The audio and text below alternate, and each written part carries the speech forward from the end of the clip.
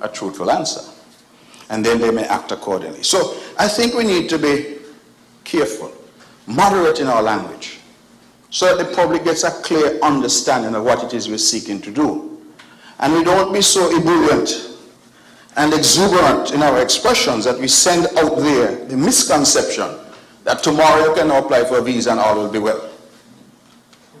You're going to go to America to marry your sweetheart because the thing said no. No, the sweetheart will still have to come here. Because we cannot dictate from this parliament what the US government or any other government may do.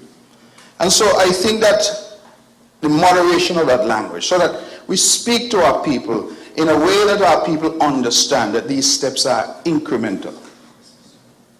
So what are we seeking to do today? That's why I said I thought the debate would have been simple. We are merely seeking to say that those who have had a conviction for cultivating marijuana, and that conviction, the sentence, was not exceeding 3 years, that can now be expunged. Now I asked the question rhetorically. I'm a little unhappy that the Honorable Attorney General spoke before me, because I wanted to know why 3 years? Why is that the cutoff?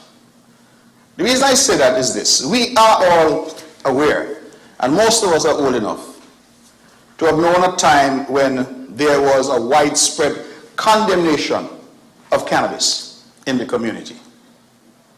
I grew up in a household where I was mortally afraid of my mother, because if she even smelled it, it was going to be a big problem. So let us concede that the social norms have changed and that many people now are using cannabis, and the stigma hitherto associated with it has to some extent been removed.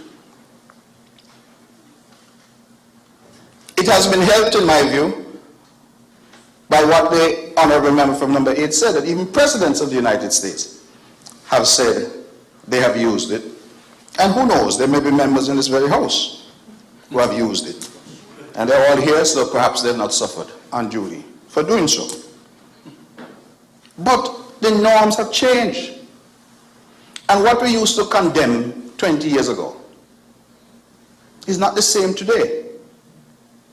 And the attitude of the courts 20 years ago may not be the same today either, because the courts are seeking to respond to the change in social mores, if you will, of the community. Now, why do I say that, Madam Speaker? I say that to say this, that the Rasta man, to whom the good member from number 2 spoke, who is now elderly and living in poverty and could not go abroad to be with his relatives because of a conviction. Had he been convicted of marijuana some 20 years ago, it is quite possible that the penalty imposed could have been harsher because of the attitude that we had to marijuana then. Meaning that he could have had 5 trees, he could have had 3 trees, he could have had a spliff. But because the courts and the police and the society as a whole were so opposed to cannabis, that man might well have got 5 years. It therefore begs the question as to why we're saying only if you got less than 3 years, you will have your record expunged. This legislation may not in fact help the gentleman to whom the member from number 2 speaks, and for no fault of his own. But if his conviction came in some time in the past when there was widespread condemnation of cannabis, then he may well have had 5 years for a spliff. And so we have to take into account that there are people who have suffered, who may well have had a conviction and sentence of more than 3 years. More than 3 years. And as a consequence, are we leaving those persons who equally deserve some justice, since that word is the word of the day? Or should we seek to say, that once you were convicted of small amounts of cannabis, regardless of the sentence, that you should have the benefit now of having your conviction expunged. And so I raise that point as a first point. I don't think this 3-year is a limitation. It appears to me, let me put it this way, to be somewhat arbitrary. And in my view, it doesn't go far enough to help enough people. Because if your conviction, regrettably, was 3 years and a day, you can't get any relief from this legislation.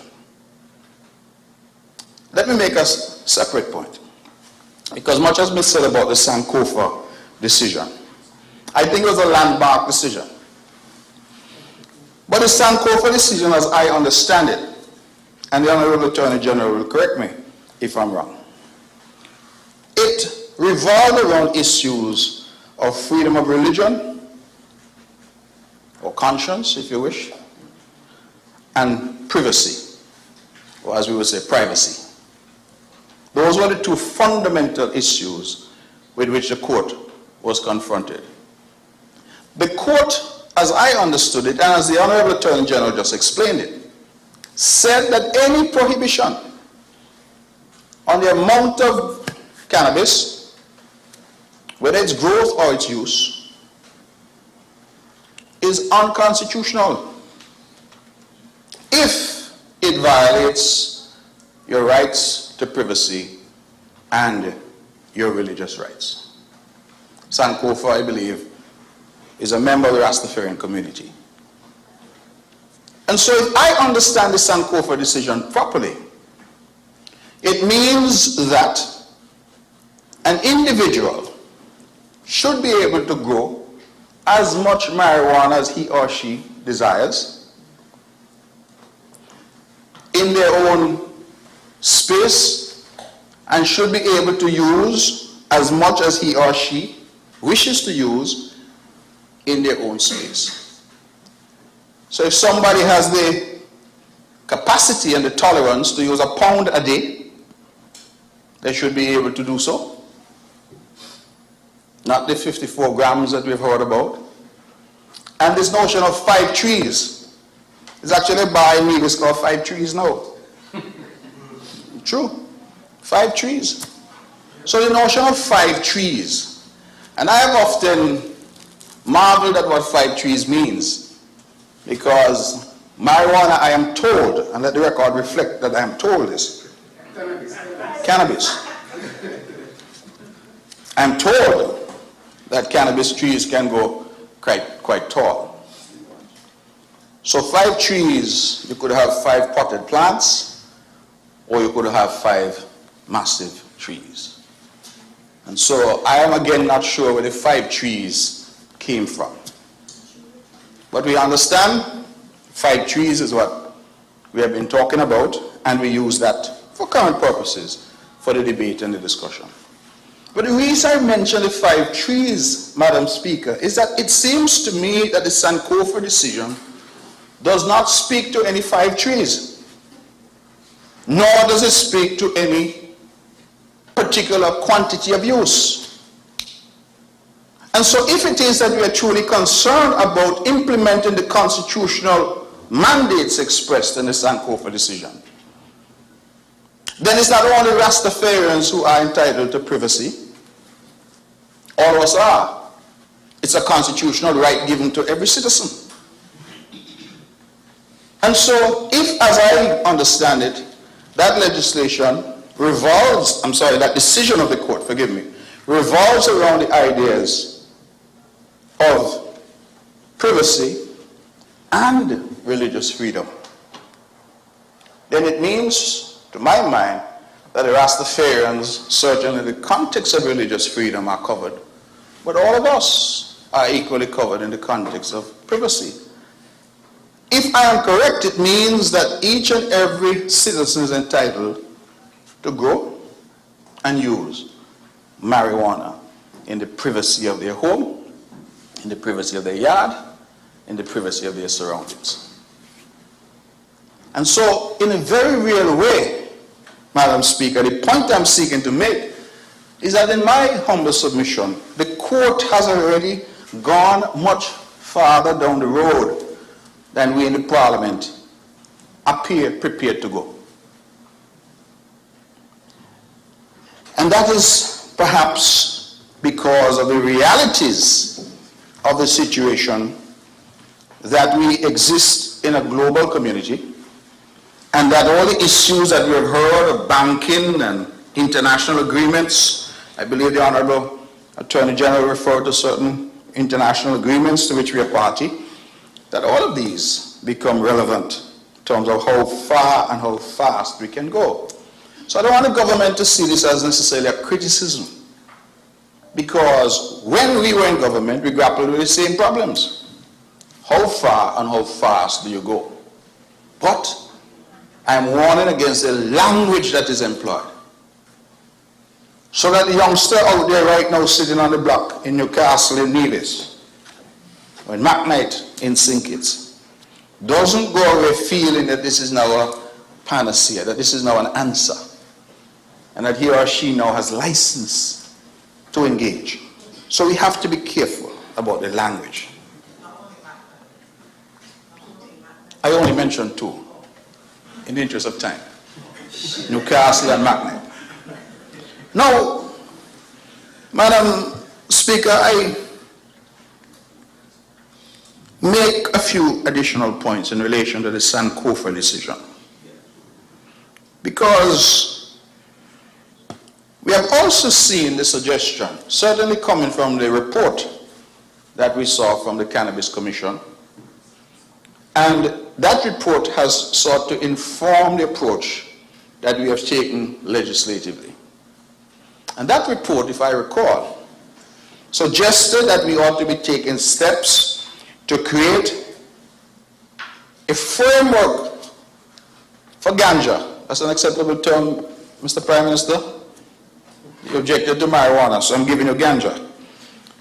A framework for ganja which will lead us to medicinal and scientific purposes. But again, upon my read of Sankofa, there was no suggestion there of any limitation to medicinal or scientific. In fact, I don't believe any argument was run in the Sankofa case that the applicant, the complainant, Ms. Ras Sankofa, that he needed cannabis for either medicinal or scientific purposes. I get the real sense that Sankofa was saying, as a Rasta man, I'm entitled to use the sacrament, and that it is unconstitutional for the Drugs Act to criminalize what I'm doing. And the judge said that he was right. So again, I ask the question rhetorically. Are we in the Parliament really doing what is necessary to carry into effect the very clear prescription given to us by the judge in the Sankofa decision?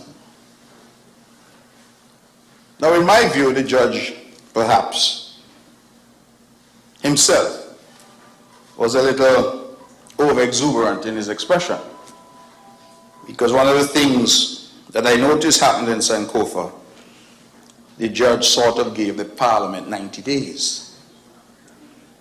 And I thought that the separation of powers, as I understood it, suggests to me that it was a difficulty for a court to tell the Parliament, you must do something within 90 days.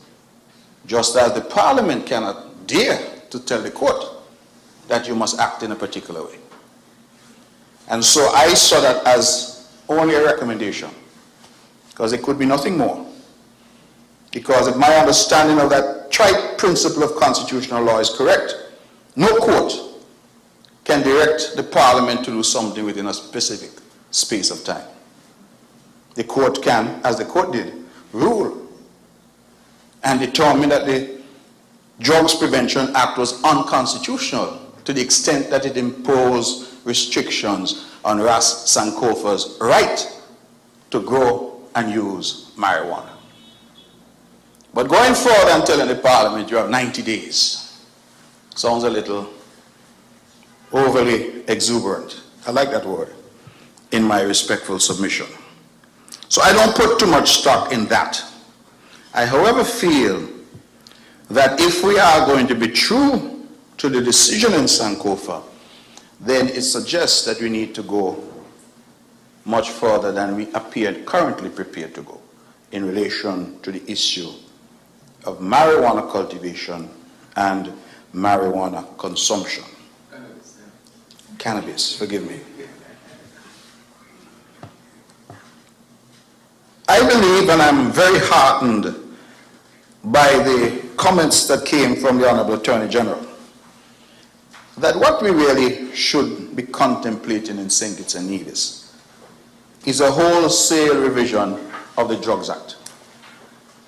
Because ultimately that is the root. The Drugs Act is what sought to criminalize cultivation, criminalize the use of cannabis.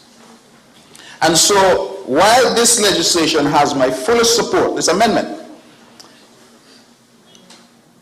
it suggests to me that what we ought to engage ourselves in is also a consideration of the Drugs Act itself. Because to my mind, it is amendments to that act which will meet the new understanding of the constitutional provisions as enunciated by the judge in the Sankofa decision. And so I look forward very much to seeing the draft circulated in relation to those amendments of the Drugs Act. I feel, Madam Speaker, that we need to look at this whole issue of cannabis afresh. I believe that the Cannabis Commission gave us a comprehensive report and a good start. But it is something which I think we need to keep uppermost in our minds and on the legislative agenda. And we need to fashion a framework that works and that meets the varying concerns, all of which have been expressed. But we cannot allow uncertainty to become paralysis for St. Kitts and Nevis in relation to this matter. Or I fear that we will be left behind. And that we will see others in the Caribbean and others elsewhere benefiting to the benefits that flow to anyone who is an early entrant into any industry. If you see, Madam Speaker, that we come in another 5 years, 10 years, nobody cares at that point because everybody done doing it. And so I feel that we need some concentrated focus on this issue. Do we limit it only to medicinal? So you can only use it if you have glaucoma?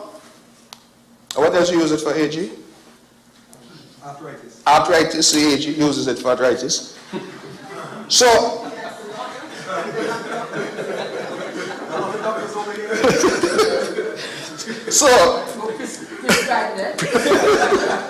so the issue for me is, do we limit St. Kitts and Nevis and say, listen, only if this is for medicinal purposes? Because if it is, it means that the recreational user, the person who wants to get high by using edibles, I've read about this as well. What does that mean? People are talking about the little coffee shops. I've been to Amsterdam. In Amsterdam, you go in and they tell you all the details of how much, they call it THC, and cannabis tourism. Those are people who not a thing wrong with them. They just want the feeling. That's what they want, the feeling. So are we saying that if you only want the feeling, but you don't have arthritis or glaucoma, don't come to St. Kitts Nevis? Because you can't get the feeling here. You must come diseased, because only so you can use cannabis. We have to, I believe, build out a framework and talk to our people about what it is we're seeking to do. As much as America has this schizophrenia about marijuana. Some of the states are making billions of dollars from a marijuana industry. But federally in Washington, they're saying it's still illegal. It's a Class A drug. America is engaged in some smartness. Let's face it. Because the billions of dollars being made at the state level are part and parcel of the American economy. But the federal level, they say, it's illegal. That's like me staying over in Nevis and say, grow and smoke as much as you want. Sell it to whoever you want. And the Prime Minister in St. Kitts says it's illegal at the federal level. But Nevis doing what it feels like. But when we make the money in Nevis, we come St. Kitts and we spend it. We buy homes in St. Kitts. It's part of the American economy. So I don't get too bogged down in what I consider that schizophrenic approach. But we need to chart a course for us. We have enough intellectual capacity in this country if the parties are willing to sit and discuss and come up with a framework for St. Kitts and Nevis. And both sides of the aisle have shown that interest and willingness in this as an industry. But I go back to Sankofa for a moment. If again that decision is correct, and we haven't appealed it, Mr. Attorney General, so it stands as the law, as good law. If that decision is correct, it means that if we only build out a framework for medicinal cannabis, then we still have not addressed what Sankofa is talking about. Because in Sankofa it was about religious freedom and privacy. And Madam Speaker, in your home, just like in Mr. Ras Sankofa's home, you have your right to privacy. So we have to really determine where it is we're going and what it is we're seeking to do. My own view is that we need a framework that allows us to license individuals, tax individuals, regulate individuals, and what I consider to be most significant, educate individuals. Because again, I call them the four essentials: licensing, taxation, regulation, and education. Madam Speaker, the reason I say that is if I hark back again to the cannabis report, from the report from the Cannabis Commission, they emphasize the need for education. Because I think those of us who have tried to learn a bit about this substance, this plant, we recognize that it has the potential to affect people in different ways. And I believe I've seen it said that if people have a chemical composition, if you will, that leaves them predisposed to certain mental issues, that this might exacerbate in some cases those issues. And I don't think we ought to be surprised by that. Some people drink rum and all they want to do is go and sleep. Some drink rum and want to fight. The impact of alcohol is different for some people. Some people could be quiet as lambs, and the minute they start to drink rum, you say, well, where this character comes from? They say, rum make them brave. So we shouldn't be surprised that cannabis might have different effects on different people. And so the notion that free up the herb and let everybody use it and everybody enjoy it. Some people will use cannabis for a lifetime and it has no particular effect on their ability to function. Others would use it occasionally and it has an effect on them. And so education is going to be critical as part of the framework that I'm talking about going forward. What happens, for example, to children? You know, one of the concerns I had about the decision in Sankofa, it says that you can cultivate and use cannabis in the privacy of your home or your premises. But we know that children are usually in homes. So how do we police that? How do we seek to ensure that young children are not being exposed? If even they're not using it directly, they have this notion of what they call it, second-hand smoke. So if I'm in the living room and the chalice is burning, I read about chalice as well, and smoke everywhere, who's going to police the impact of that on the 2-year-old who's in the crib,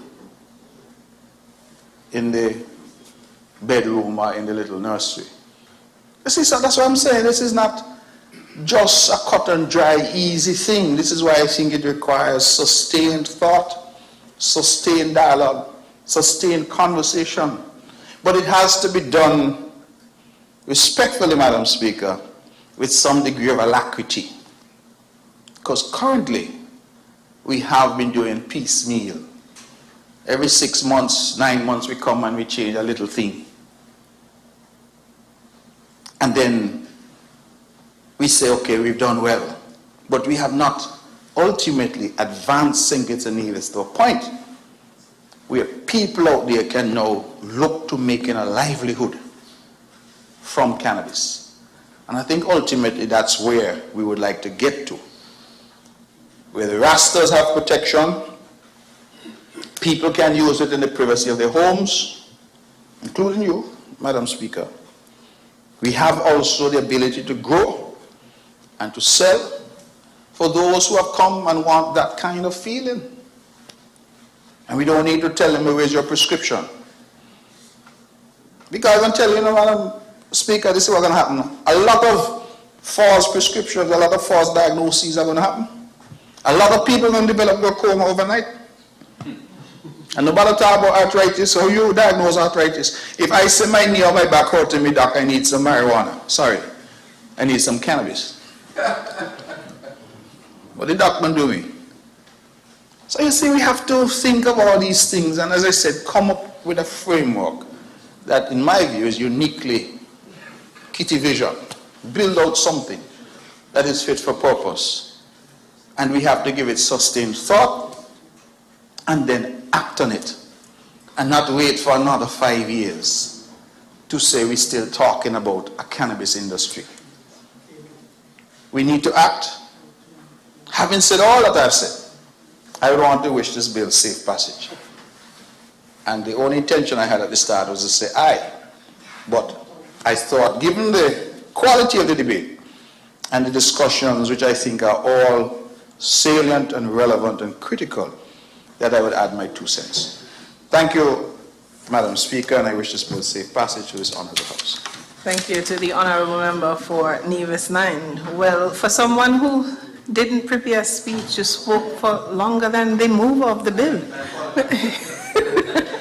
I recognize Lady Senator Clark. Madam Speaker, thank you for the opportunity to contribute to such an important bill, and I will pick up where you left off. I want to, when I grow up, to be like the leader of the opposition, to be able to speak, what was that, 2 hours unplanned? That's excellent. Maybe.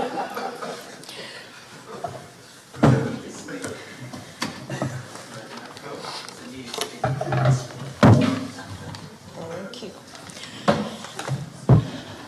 Madam Speaker, I am very happy to contribute to this bill, and I've framed my comments, brief or not, I'm not certain yet, around the importance of supporting cannabis tourism and need to decriminalize, destigmatize, normalize, and regularize cannabis use in St. Kitts and Nevis. I also want to premise my presentation on the importance of the legislative agenda and the importance of parliamentary support to this bill. I take us all the way back to 2012, when the former Prime Minister was the Minister of Agriculture, to reference the Sankofa case, which my colleagues will continue to reference. And then back to 2019, and then again to 2020, I think, when as members of the opposition, we had a piece of legislation which really was about charging cannabis users, which was tabled and then removed from the legislative agenda. I reference these simply because some persons have selective memory in terms of their role in the legislative agenda for St. Kitts and Nevis, and use the Honorable House as a space to rekindle a dying platform and to suggest that work done was all great. If it was so important, this administration would not be here at this time dealing with this legislative agenda. It is important that parliamentarians, whether on the government side or on the opposition side, if they truly support a bill, do not use this Honorable House. I apologize because I cannot instruct the use of the House, Madam Speaker. I'll rephrase my language. It is unfortunate when we use the Honorable House to grandstand, give a big speech, and then leave even before the voting, without registering your support. If you really did or do support the bill, you would stay, you would vote, and you would be part of what is not just for the Rastafarian community, not just for marginalized men, not just for the elderly or the sick, but a day that we can celebrate as Kittitians and Nevisians. I grew up in church, and I remember the battle between church and Rastafarians and cannabis users and schools. And I recognize that part of my youth, the stigma associated with cannabis use was such that you felt all Rasta men were bad. You felt they were doing the worst thing possible as members of society. And you felt once you had locks, you were a bad man. Only to grow up one day I was on the beach in Deep Bay, and this old man came to me. And he said, I know you. I know your father. I said, how do you know my father? He said, you think your father easy? When he was young, and he went on, because I'm not going to put my father on the spot, but you understand where I'm going. And I went on and I said, but you're a bald-head Rasta then. But I recognize that I thought, because of how society treated cannabis, men with locks were bad. Smokers were bad. Mm-hmm. That's why I have locks. That's why you got one. Got one of them? What are you talking about? Remember, I don't know what you're talking about. But there is really a need now. They were banned? Well, probably just for, they're not bad. There's a need to normalize and destigmatize the use of cannabis. So I am in full support of this bill. And I want to reference not just global examples, but regional examples. We can use Amsterdam as our case study. For cannabis tourism, the fact is, when you structure and regularize the use of cannabis, there are many benefits to be had. Everybody wants to go to Amsterdam, and you know why, but there's controlled use. In the Caribbean, we are recognizing that the data is showing that the Caribbean is now becoming a space where more visitors feel comfortable because of the steps towards decriminalizing cannabis use in St. Kitts and Nevis, in St. Vincent and the Grenadines, in Jamaica, to name a few. So I understand why the Minister of Tourism and the Minister of Agriculture need this legislation. It's a step in the right direction. Importantly, today's debate is about course correct. We have to right the wrongs of the past. Too many marginalized men have suffered. And why do I say they're marginalized?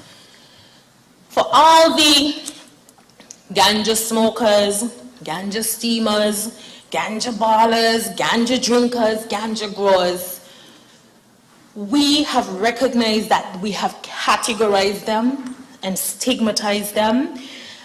And, you know, we have forced them into a really tough spot. You're caught with some weed, you're ticketed, you have a record, the end. You're no good. That's not a good society to live in. That's a society telling you you have no option. That's a society telling you one wrong, the end. That's not the society that we want to build in St. Kitts and Nevis. Therefore, we have to stand here today and support this piece of legislation. I want to thank, I'm grateful to the contribution from I almost said the leader of the opposition, but the member for number 7 is just the member for number 7. Grateful for the historic account of the work of the Cannabis Commission and the Cannabis Authority. And as a progressive government, we do not discard work of the past simply because it was done by a former government. We recognize that the reports of the Cannabis Authority and the recommendations have been part of the considerations for this particular bill. This is a step in the right direction. We are not just helping the Rastafarian community, we are not just helping the marginalized young men, we are not just helping the elderly, we're not just helping the sick, we're helping all of society. Giving people their constitutional right within the limits of the law to use cannabis, and also encouraging the rest of society who do not use, who's that, Minister Maynard? You're part of that society that does not use? Does not use what? Cannabis. We are encouraging tolerance, respect, and regularizing use. I want to say also that in passing this piece of legislation, we are aware that we must have continued conversations with civil society and with the Ministry of Education. And as a former teacher, I want to pause for a minute and tell you of some of the experiences I had with young men who use cannabis during school. Because we do know what some people may say. Oh, the young men going to be smoking all over the place, or this is going to be a problem and that is going to be a problem. Things only become problems if we do not talk about it.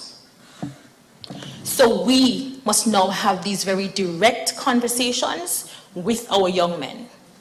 You know, there are young men who could not sit in a class for an hour without smoking some weed, who could not come to school in the morning and deal with assembly if they didn't have one pull, who would run away during lunch hours, the lunch hour rather, to smoke, don't eat, come back to school, and that was problematic.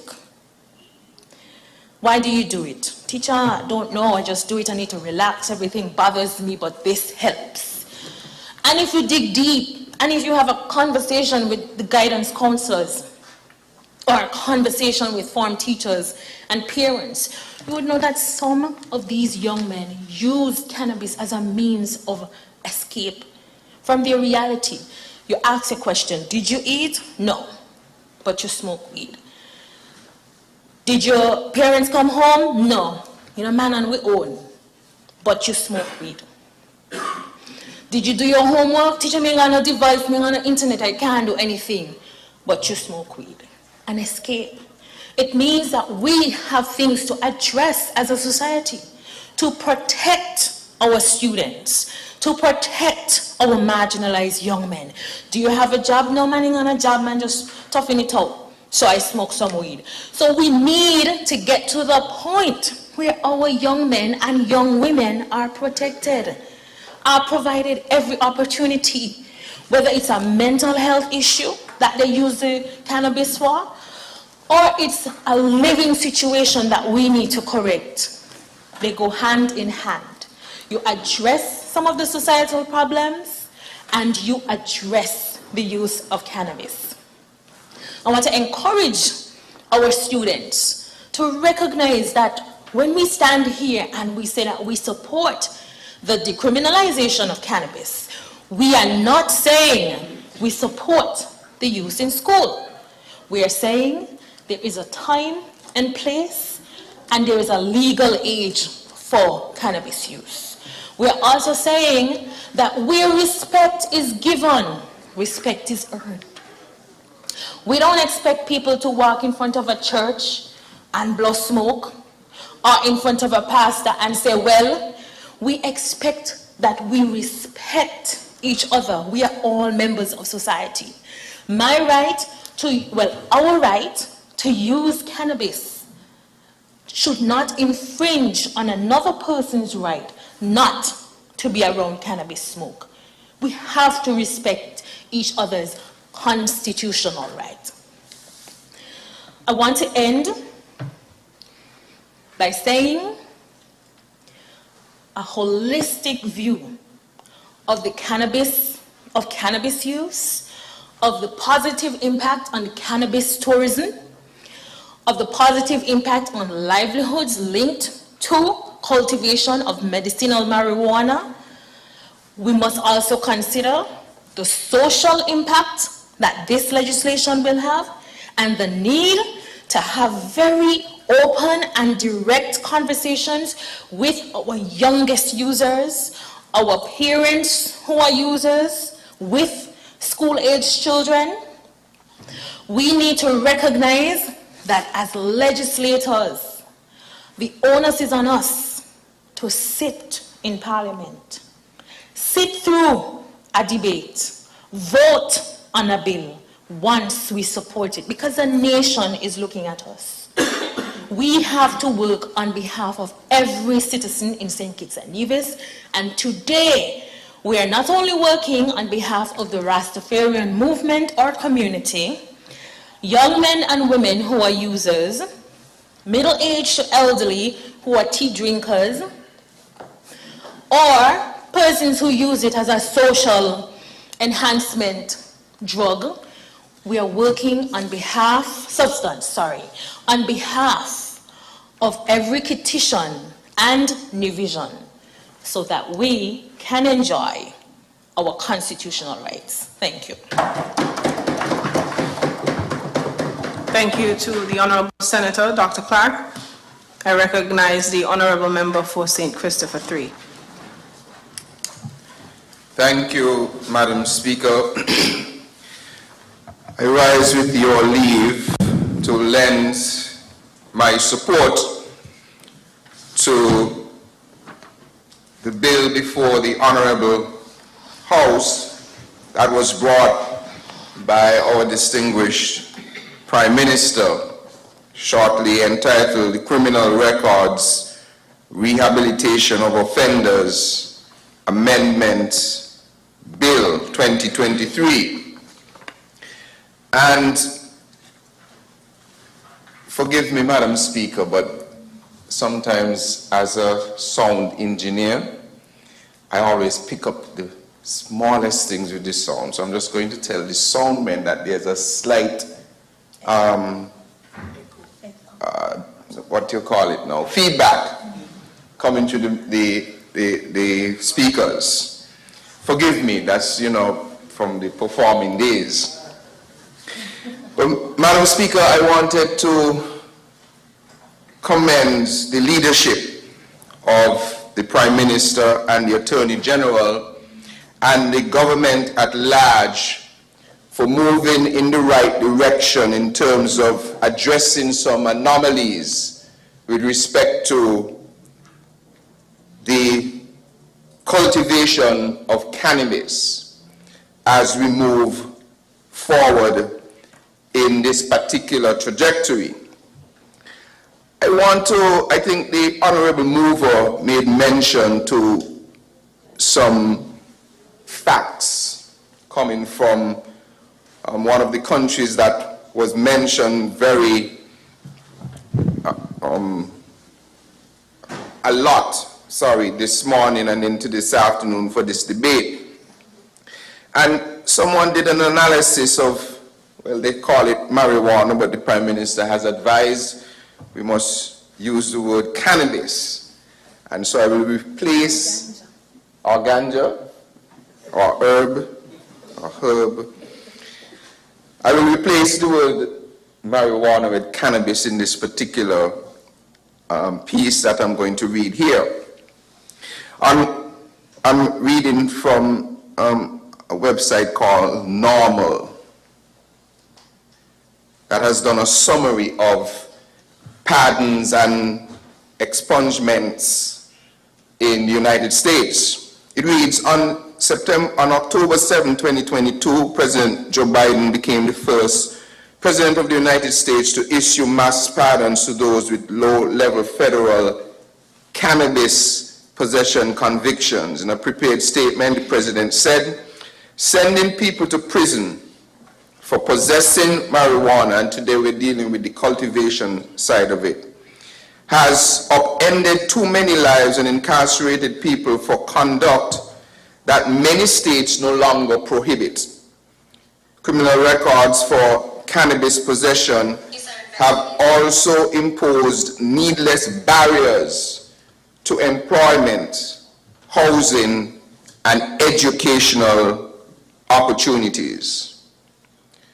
To right these wrongs, POTUS declared that all U.S. citizens with a criminal record for the federal offense of possession of marijuana would receive a presidential pardon. Thank you.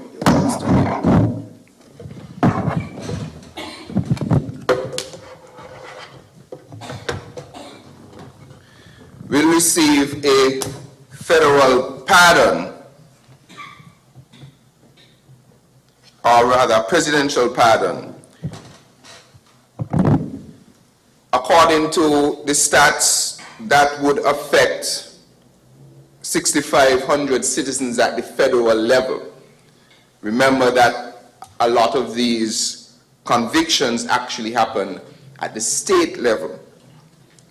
And in many states, if you read further, they have gone further than just the pardons, but they have done expungements as well. I think maybe about 24, half of the states of the United States. And so I want to read the end of this, which says, in total, 24 states have enacted legislation expediting and facilitating the expungement of cannabis-related criminal convictions. It ends by saying this: public support for these efforts is high.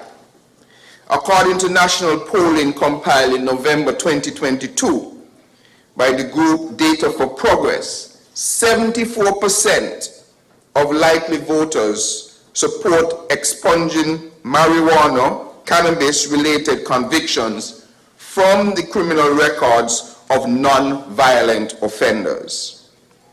This includes majority support, majority support from Democrats, Independents, and Republicans. Other national surveys have also reported majority support for this policy. So that leads me into my next point. As I've observed history in the best way I can, there is always an arc towards something. There's always a movement with a particular degree of inflection towards something. We saw it for slavery, because there was a time when slavery, of course, was legal. It was a practice that was sanctioned by governments and by courts of law. But as we became more aware, as we increased in civilization, I would guess, we realized that and some level of humanity started creeping in. We realized that there was an arc towards the end of slavery, because it was putting undue pressure, suppression, oppression, and abuse of certain people within our world. The arc of morality, as Martin Luther King mentioned.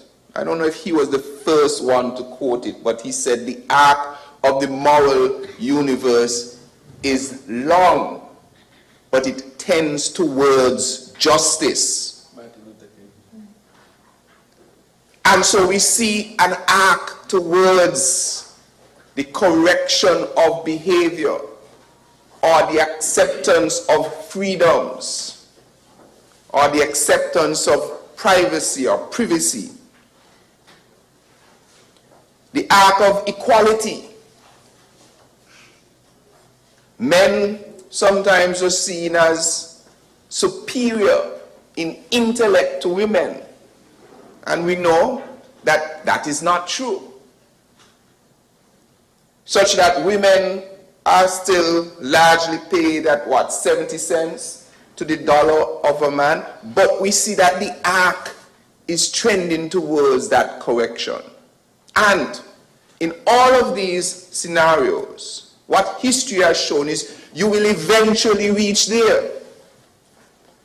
And so when I look at the situation of the cannabis cultivation and the fact that we see all that is happening across the globe, there is clearly an arc towards the responsible use of the cannabis plant.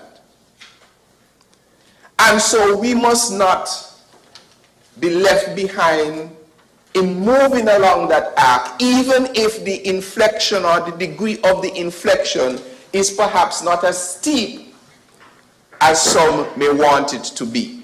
Because eventually we are going to get there where it will become normal for the responsible use of cannabis at all levels.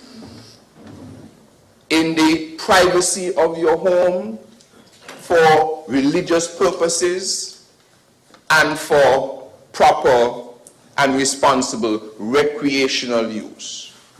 Did I mention for medicinal purposes as well? That is where the arc is going. And sometimes what has happened, because we have an aversion to certain things because of tradition, as the learned member senator mentioned, where certain activities or people were stigmatized, it sometimes prevents us from preparing ourselves to adequately deal with the fact that the arc will happen. And so we stay in a corner, not prepare ourselves, and then have to deal with the consequences later, instead of taking the opportunity to make responsible changes to help guide the progression of that arc. And so I want to commend the government for jumping on that arc and attempting in this way, in the first instance, to prepare our society and our community for the responsible decriminalization of cannabis and associated activities. We should view this as an opportunity to educate, because your parents and your grandparents always tell you that anything in excess is a problem. If you abuse something or you use too much of something, it is a problem.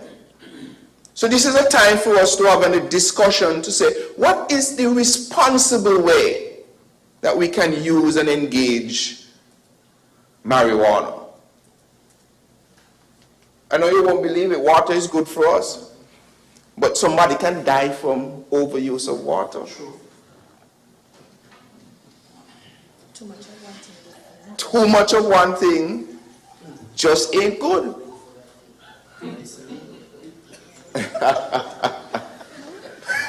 That's an internal joke. That's too high level.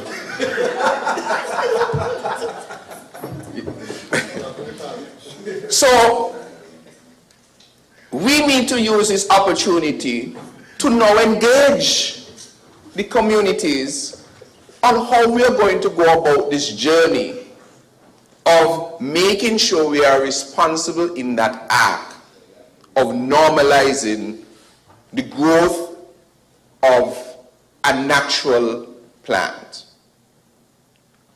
I think there are some salient points that have been made about the judgment as referred to as this in the Sankofa case, where we have to do some further evaluation, because it appears, by my understanding, that that case basically says that in the privacy of your home, you can do what you want to do. You have that right under the Constitution. In order for you to practice your religion, you have the right to do what you want to do. That is what I am gathering from the case. And so, effectively, this case, which I believe will be seen as a landmark case, will be referred to generations from now to show that St. Kitts and Nevis, at least its court system, was on that arc towards normalizing the use, the growth of the cannabis plant. Same is true. Those same constitutional rights also does not allow anyone to encroach on my private space or my religion. And so we have to have the discussion as to how we can coexist. And so while you may have the right to use in the privacy of your home, it doesn't mean you could light up the whole community. And there probably is no need to do that, because it might be infringing on my right to not want to do that, or somebody else's. And so I feel that this is an opportunity for mature discussion about how together we will craft a path forward on the responsible use of cannabis. I want to take this opportunity to implore those who, for whatever reason, as the member senator mentioned, use cannabis in ways that have maybe caused them to have criminal records, and thereby preventing them from doing things that they wish they could do, but are now prohibited from doing so because of their criminal record, and because this is considered, or they would have been convicted at some time before. We want to make the distinction that this is not a free pass to say that, well, we must do as we like. No. We're saying as this act moves forward, we realize that the position that was taken before might have been a harsh way to deal with maybe the abuse of something like cannabis. And that we're basically saying now that we will relook at how we do this, craft our laws to allow people to have the freedoms that they wish to enjoy, but that we create the guidelines as to how everything must coexist in our society. So there is hope in this for the young man or the young woman who perhaps innocently or naively, that's a word? Naively. My wife would correct me on the grammar, but she's not here. Is a word? Is a word. Okay, good. Naively, yes. You learn it? Who may have naively been engaged, not realizing at the time the significant consequence of their actions. And we are saying, as a progressive nation that still has a lot to do, we cannot afford to disproportionately affect potential serious contributors to the build-out of our country. And so this offers an opportunity, at least, to start with a fresh slate, with an asterisk, because I know the member from Nevis 11 mentioned about that the authorities from other countries will seek to look behind the veil and will probably have questions as to, have you ever had a criminal record? Have you ever had a criminal record expunged? But in light of the arc that they will be faced with, it is hard pressed for me to believe that if we are taking these progressive steps, at some point, that arc will not have the impact on those tasked with making that decision to realize, even in the absence of federal, the correction of the federal laws, to note that this is a story of an asterisk next to this name, but this person can no longer be inhibited. And I believe that it will get there. So all hope is not lost. And it is not a death sentence if you have had that. But it creates the opportunity. Because now at least you'll be able to enter the door and have a conversation. Before now, the fact that you had a criminal record, you can't even enter the door to have a conversation. But now you can go and explain yourself. And say that, when I was 20, I did this. And that in 24 states in the United States, in fact, the one that I want to go to, this is not against the law. And in my country where I've come from, this no longer appears on my criminal record. At least they can have the discussion. And so, again, I want to commend those who have expressed support for this bit of legislation as we seek to responsibly journey along that arc of correction. And I want to encourage those who partake in the sacrament. Honorable AG, you partake in the sacrament?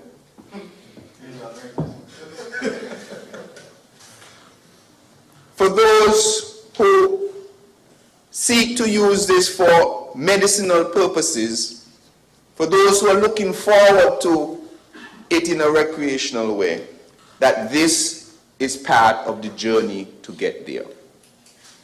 And finally, the other reason why it's so important to not delay journeying on this ark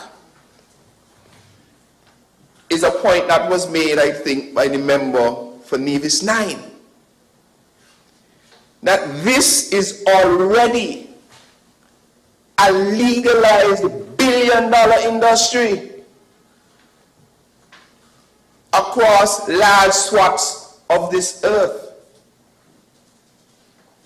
And as a small nation who once, smallest nation in the Western Hemisphere, who once became King Sugar in the Western world, King, not Prince, King Sugar, we must not be afraid to become King Cannabis. You see, I was going to use the other word, but probably because King Marijuana, you know. King Herb. King Herb. We must not be afraid to explore the possibilities of the economic return on responsibly investing in cannabis. We can't wait and say, oh, well, the big countries move it from the federal laws, and so we have to tread carefully. Yes, we have to be responsible, but the ark is on our side, so prepare ourselves.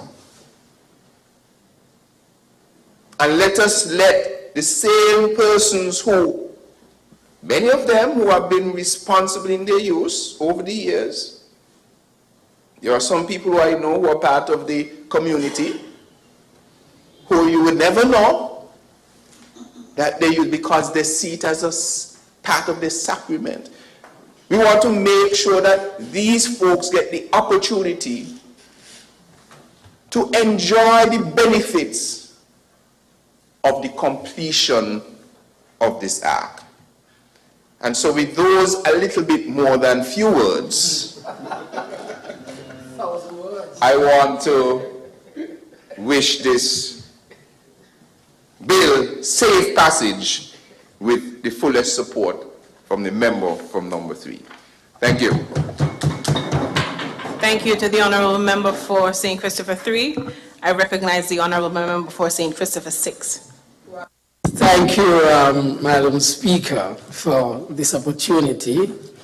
Having been given your leave to comment on this piece of legislation that is undergoing its second reading,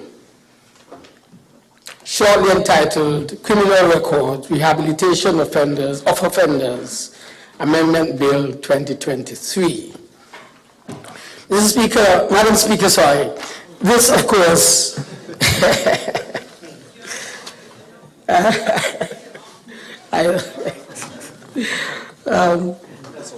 yeah, okay.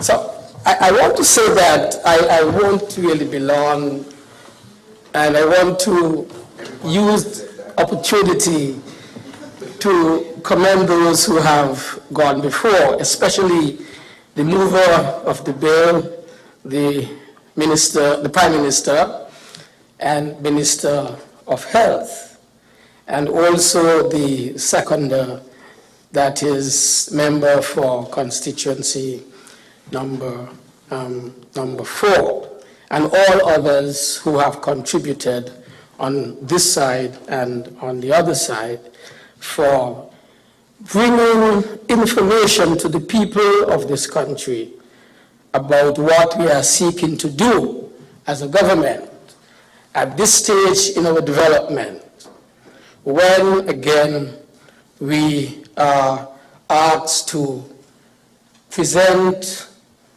proper legislation that would deal for the development of our country, especially dealing with how we will develop our people in moving forward, especially, I would say, our young people. I want to make the point further that this is important. This piece of legislation is important. As I drove from my village of St. Paul's to come here earlier, a number of radios were playing. People are listening. And people are listening because of the subject matter that is before us in the Parliament today. And so I want to commend again the decision that was taken by our cabinet to bring this piece of legislation to the Parliament, even though we are on a road that still will take us much further from where we are today. Because this is not the end. In fact, I don't even know if we're in the middle of the road.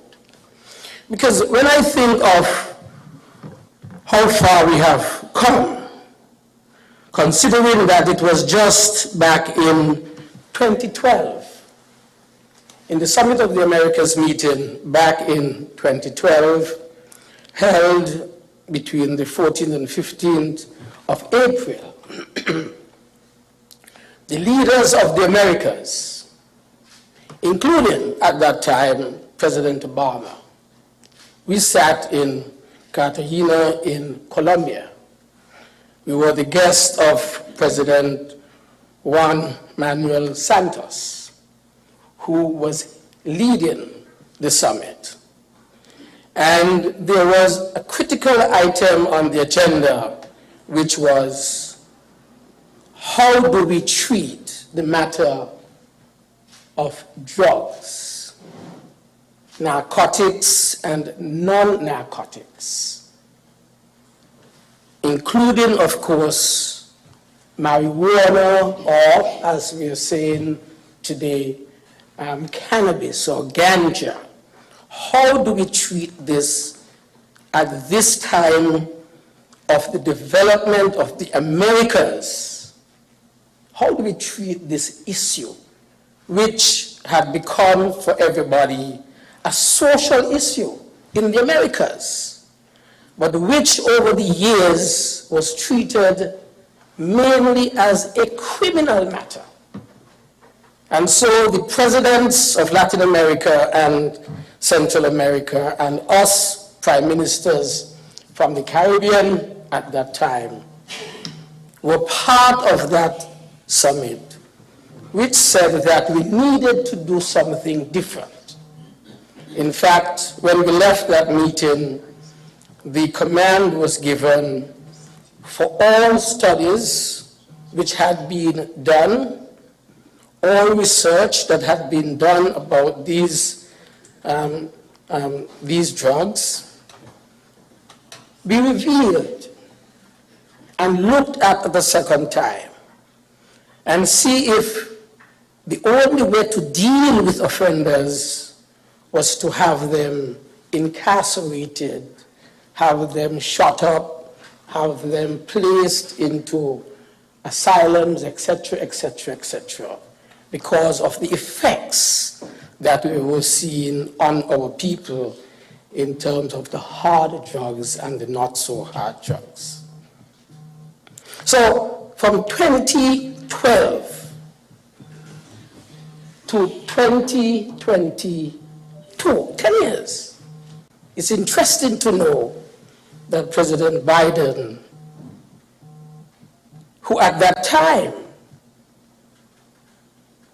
was, I'm sure, very high in the Congress in some place. He was vice president under with Obama. Vice president. Exactly. Vice president. But it's very interesting to see that within a 10-year span, we have really responded to that call that was made in 2012. Begin to look at this in a different way.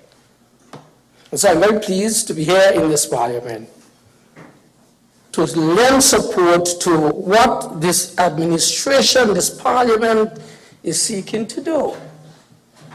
which really started several years ago. Because the very piece of legislation that we are amending today was in fact passed in 2014. It is number 14 of 2014. And at that time, it was the Criminal Records Rehabilitation of Offenders Act. Now we are amending in this parliament an improvement on that act to ensure that we as a responsible government and a parliament respond to what is happening around us in this world on the matter of drugs, the use, abuse of cannabis, ganja, marijuana, whatever you want to call it. And so I really believe that this debate is timely. The amendment to that bill at that time spoke of the need, if I'm not mistaken, for the court to impose a fine or a term. But what we are seeing here today is going a little further, because we look at Section 3 of this bill, which is amending Section 4 of the Parent Act. And it is basically down to C. I want to quote C. Who is convicted under the Drugs Prevention and Abatement of the Misuse and Abuse of Drugs Act, Chapter 9, of an offense. And it named those who were involved in the cultivation of small amounts of cannabis plants, not exceeding 5 cannabis plants, and involving the cultivation of cannabis plant, and the sentence imposed was imprisonment for a term not exceeding 3 years. As you've heard, especially from the member for number 7 earlier, that this was, of course, part and parcel of the movement forward to improve the legislation and to further decriminalize the use of small amounts of marijuana, of cannabis. I think one of the one of the contributors to the bill mentioned, member for number 9, Nevis 9, mentioned that why 3 years, as specified here. And we say 3 years because if you were to speak to the police, and if you look at the court records, this was the sentence that was being given to most of the offenders convicted at that particular time. And that is why we're going back to those who would have had 3 years. But those who might have had 5 years, as was questioned by the member for number 9, the existing legislation, and I believe the legislation that would have been passed after, it spoke of the possibility of applying to the court to have that record expunged if it was more than 3 years. So it is still possible, but with an application to the court.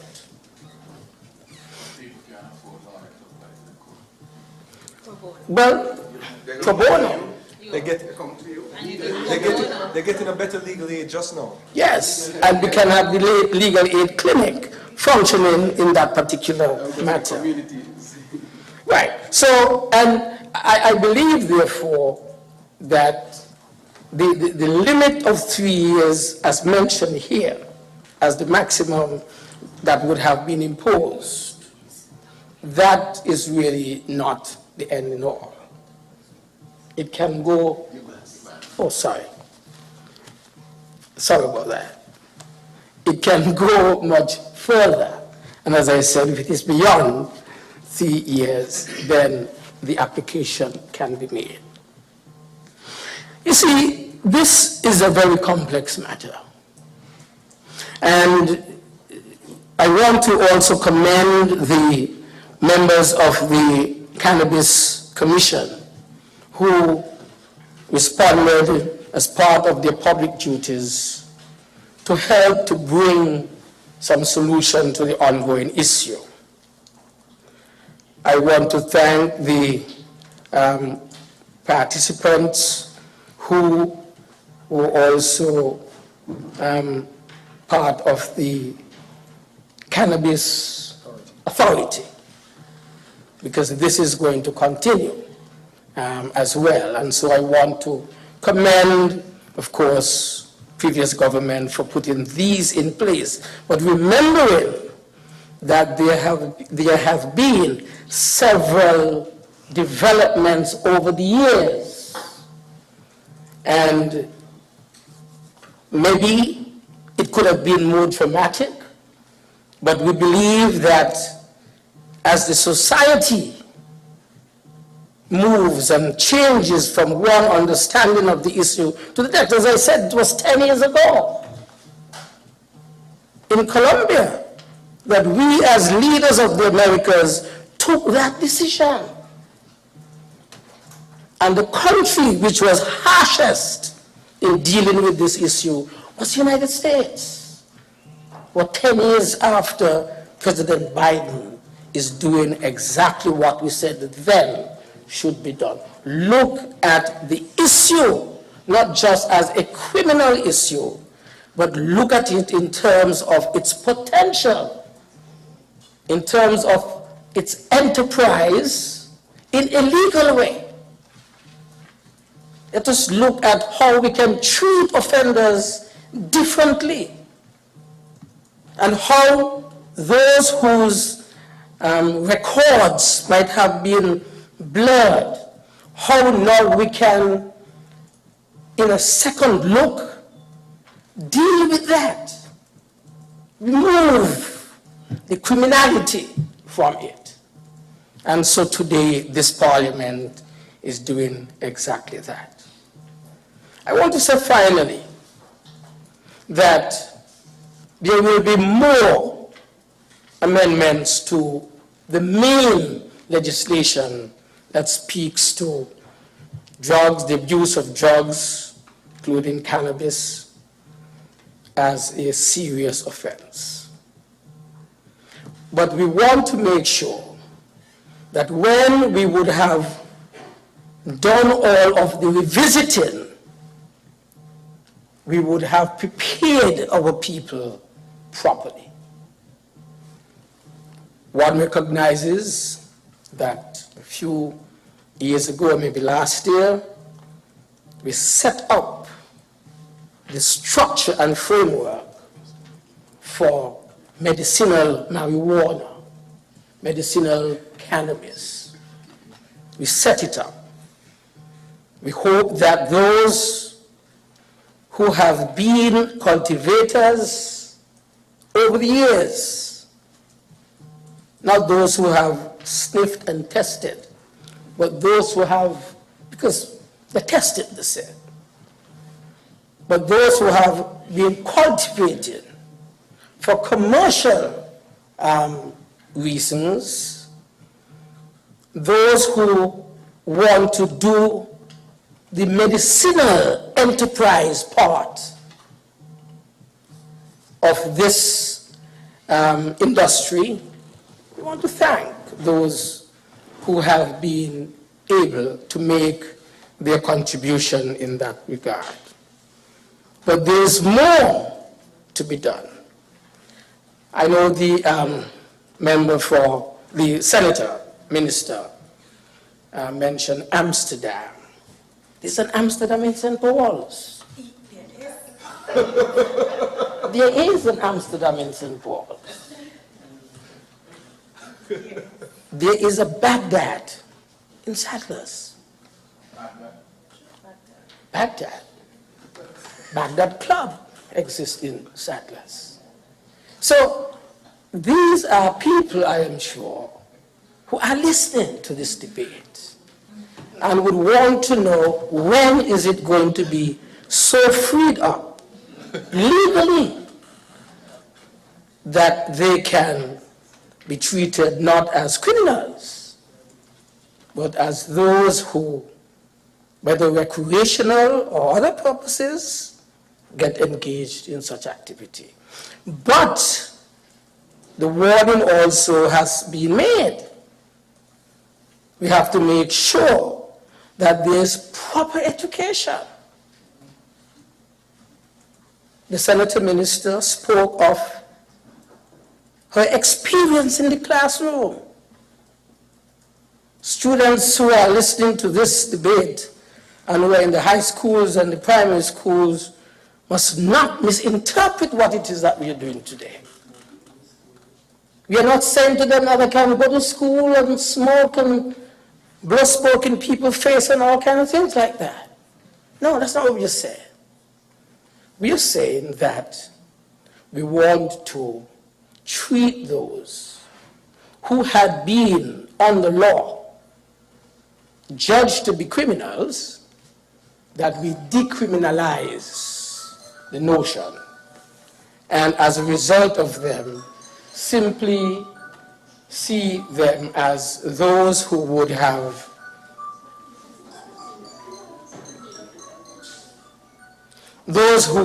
had an opportunity to use this cannabis and were violating the laws at that time.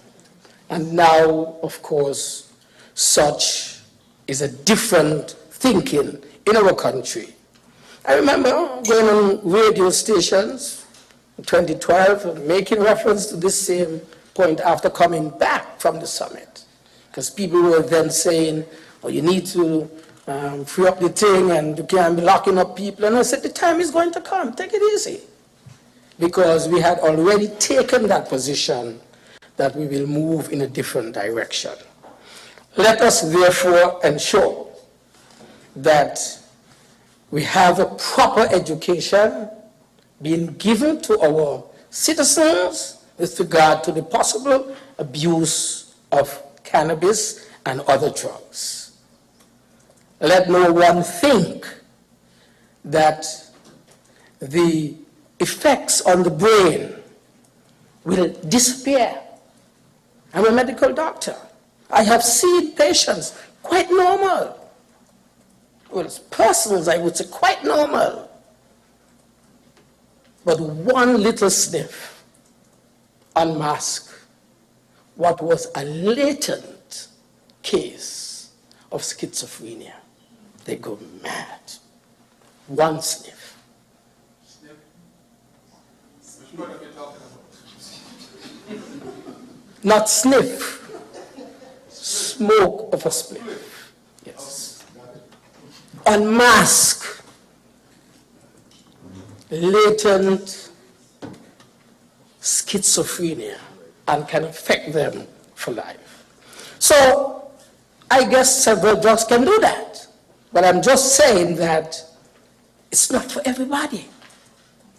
And that is why the laws are in existence to control the use and the exposure, especially to our children. The young men who are on the streets, who claim they have no employment opportunities, and they dabble in that all the time. We want to make sure that they understand this cannot be sustained. There has to be some other form of recreation if we are going to expect them to advance themselves and perform other tasks and other duties and meet other challenges in life. So it is a complex issue. And again, I commend this parliament, I commend the government for bringing this at this time. so that although we are doing the incremental changes, I think the pace at which it is going is good, because it gives time for proper education and understanding. Because those who may think that it is okay to take it for your tea, for your cold, I have a cold, I want to know if I should take some. Because they said it's good for cold. And seriously, I was told you need to take some tea.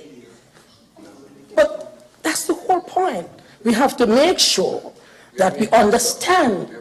Arranging some for lunch? Okay. We have to make sure that we understand that this substance can be abused, and therefore it is not for everybody. May it please you, Madam Speaker. Thank you to the honourable member for St. Christopher 6. Is there another presenter?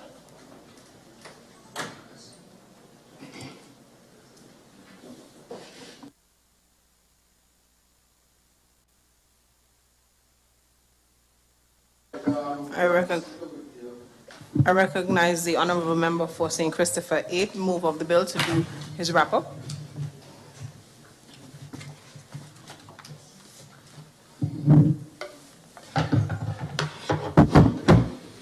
Madam Speaker, with your leave, I rise to wind up the debate on this bill entitled Criminal Records Rehabilitation of Offenders, Amendment Bill 2023.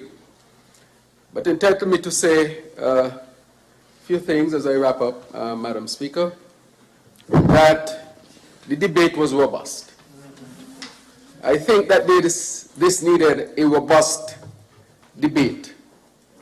And I would like to really say that the debate extended into other areas where I think we will have our say more on it when we discuss further legislation to deal with the decriminalization. However, I would like to reiterate that the objective of this bill really is to deal with those with criminal records who we are seeking to help to clear those records, as we would have referenced the Sankofa's case and the judgment that came in that case. And so it's a matter of making sure that people's rights are maintained and also that we can bring justice to the matter.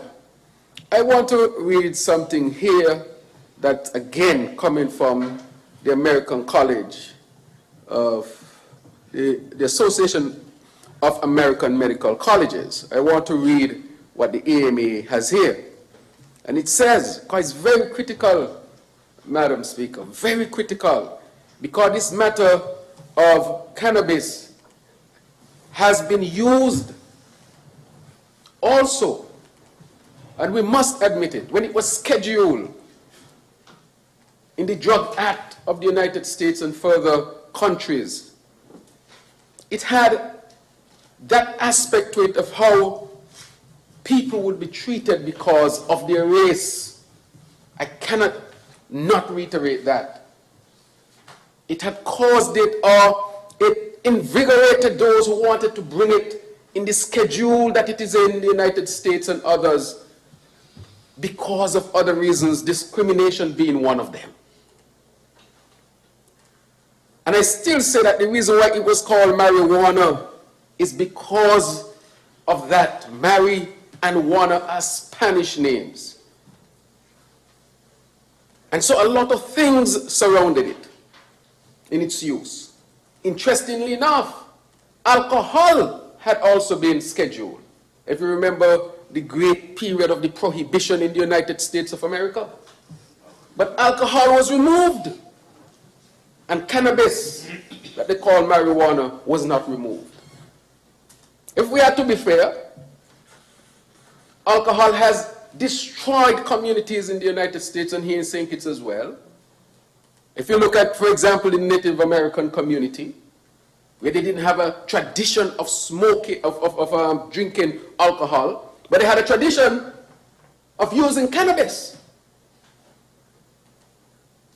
But their societies continued strong, even though that was part of their practice. But when marijuana was introduced by the invaders, we saw what happened to their communities. Alcohol, sorry. We saw what happened to the communities. The alcohol wiped them out. But the cannabis, which they used for centuries, was part of their culture. So we have to put things in perspective. And so here's what the association is saying. Data show disparate effects on historically marginalized and minoritized populations, populations.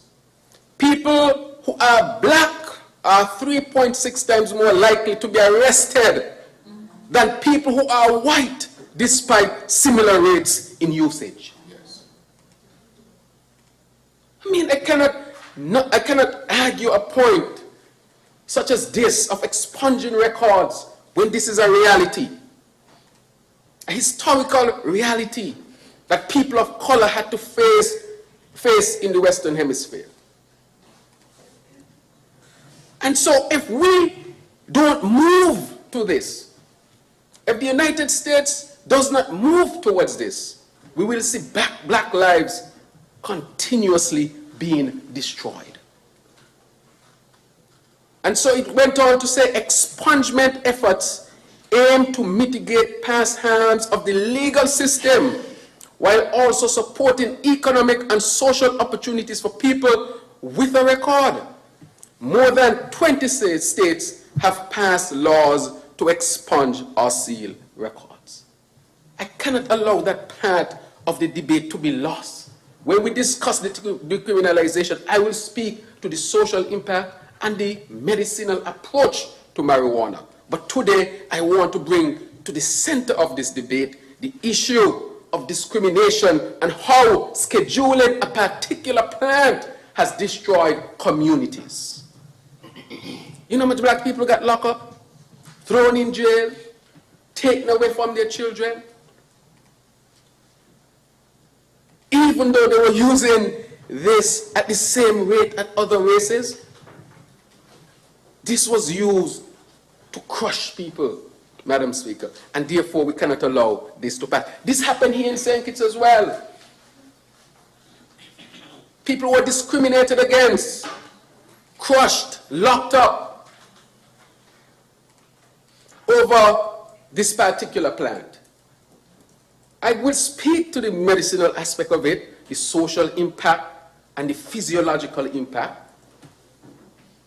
I think I've studied enough to be capable to make a presentation like that here.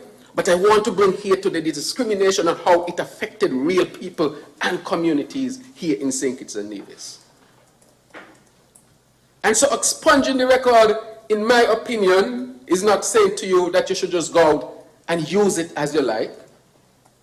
Because I would say that I grew up in a home where marijuana was, and neither any of my siblings or I use it like that today. So I'm not promoting that you use it indiscriminately and not use it how it should be used. But I want to bring to the center that aspect of the discrimination and how this has destroyed black and brown people in the Western Hemisphere, including the Caribbean. That cannot be lost. And this is coming from a well-respected organization in the United States of America. And I must say it again. It says people who are black are 3.6 times more likely to be arrested than people who are white, despite similar rates in usage. This is a justice. This must have an aspect to justice to its approach. And so therefore, Madam Speaker, I'm happy that this whole Parliament seems to be joining together to say, and I hope all of us can vote on it. Well, I see one member is missing, and it's sad that this member may not be able to vote on this particular one, Madam Speaker. They don't care. That's why they leave. Madam Speaker, I want to also add to this debate that there is more that would have to be done or will be done. I see where this is going in the future.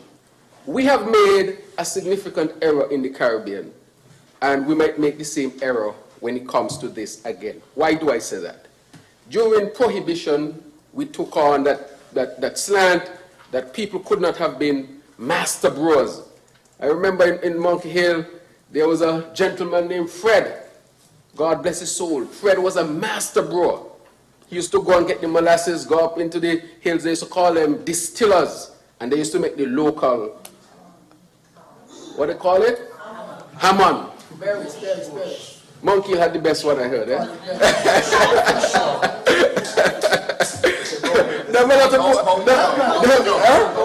I heard the story. I hear Nevis have some good ones now, you know.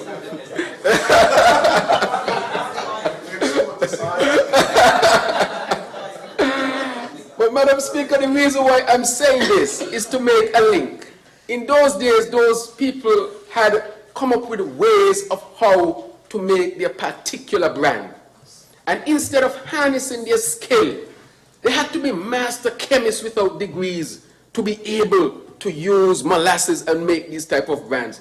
They were hunted down and pushed out. Yet, when Prohibition was lifted, we ordered the best rum from Europe and so forth. Some of them used to come to St. Bart's, and I hear the boats used to go from St. Paul's to St. Bart's to pick it up.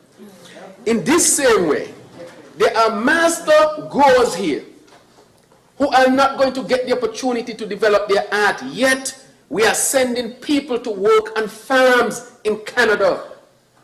And so when this industry grows, as the honorable member from number 3 was saying, there's an act, when it reaches the approaches there, the master growers almost seem like they would have been gone in St. Kitts and Nevis, and we would become net importers of what would become then an industry that is accepted. This is where it's heading. And so we lost when it came to that. Where do you think the best wines in Europe come from? They come from families who over the years grow their own grapes and develop their own taste of alcohol and sell it as particular wines and high-end wines. While here in St. Kitts and Nevis, we crushed our people, and we see that this can happen here as well. But Madam Speaker, I'll move to wrap up this debate. I want to thank all those who weigh in on it. I look forward to the further debate when we bring the decriminalization aspect to it, when we start to speak to the issue of the medicinal, social, and so forth impact. But my word to the young people out there is that this does not give you the green light to do it as you like. This does not give you the green light to think that there is no responsibility around it. Because one of the things that must be brought forward is that we have to treat this not just as a criminal offense, but as a medical issue as well. Because people use substances for different reasons. And instead of approaching people as if they're just criminals, sometimes what they need is to be treated by a doctor. And I will speak to that also at the right time, because this must be brought forward, but it must be brought forward responsibly and to make sure we have the infrastructures in place to deal with any fallout that we might have. And so, Madam Speaker, I want to thank you very much, and I now close the debate on this bit. Thank you to the Honourable Member for St. Christopher 8, mover of the bill. The question is that the bill shortly entitled Criminal Records Rehabilitation of Offenders Amendment Bill 2023 be read a second time. Those in favor? Aye. Those against? The ayes have it. Read. A bill to amend the Criminal Records Rehabilitation of Offenders Act, Cap 3.25, otherwise known as the Criminal Records Rehabilitation of Offenders Amendment Bill 2023. The bill shortly entitled Criminal Records Rehabilitation of Offenders Amendment Bill 2023 has been read a second time. House moves to committee stage.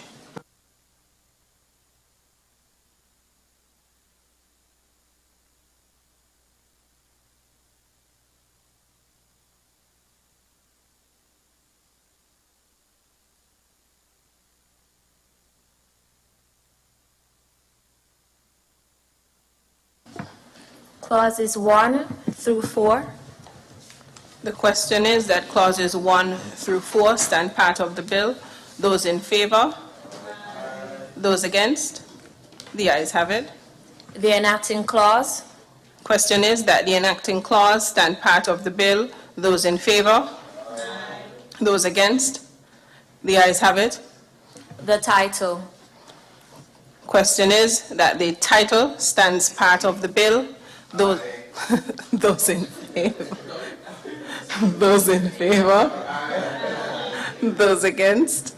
The ayes have it. House resumes.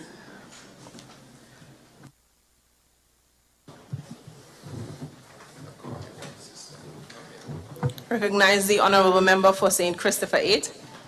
Madam Speaker, I rise to report that the bill entitled Criminal Records Rehabilitation of Offenders Amendment Bill 2023, that is passed through committee stage without amendments. Yes, right. Madam Speaker, I now move that the bill entitled Criminal Records Rehabilitation of Offenders Amendment Bill 2023 be read a third time and pass. Right. I now, Madam Speaker, ask for the suspension of Section 57 of the Standing Orders and have read for a third time and pass the bill entitled Criminal Records Rehabilitation of Offenders Amendment Bill 2023. I second that motion, Madam Speaker. The question is that Standing Order 57 be suspended and the bill shortly entitled Criminal Records Rehabilitation of Offenders Amendment Bill 2023 be read a third time and passed into law. Those in favor? Aye. Those against? The ayes have it.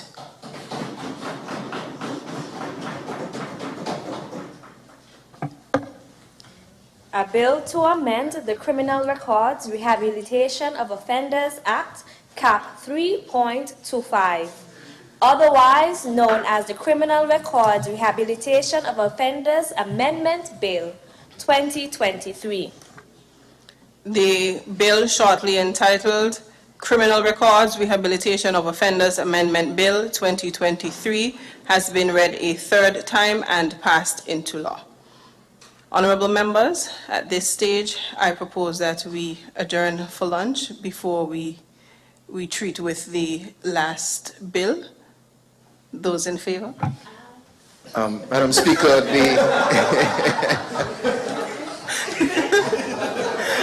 I'm with you. Yeah, I recognize the honorable member for St. Christopher 3. Madam Speaker, would you leave, the government believes that the other bill is sufficiently short in nature and non-controversial, if the opposite members would agree, that would allow us to wrap this particular debate up in short order instead of carrying the Parliament down to 3:30 instead of 2:30.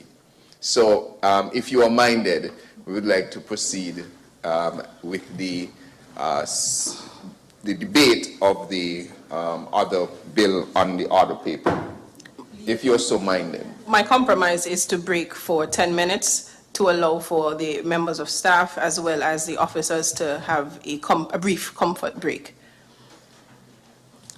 House adjourns for 10 minutes.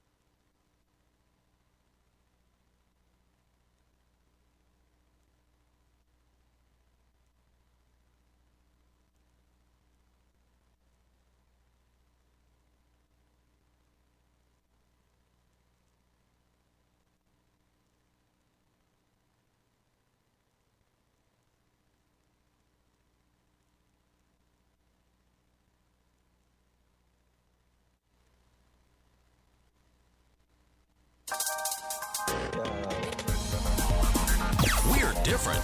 We're 98.9. 98.9 Win FM.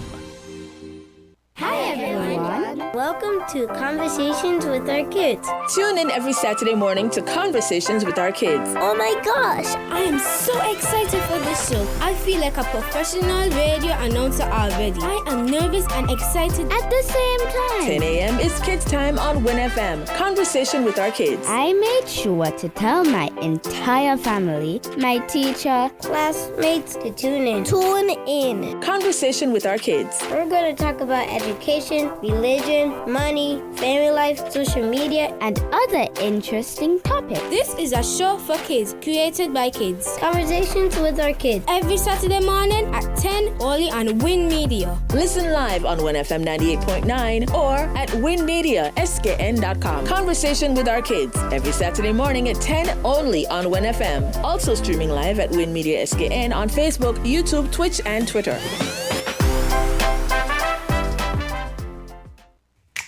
Maybe it's the way the brilliant gold liquid reflects our sunshine, or how the bright blue of its label mirrors the clear Caribbean skies overhead.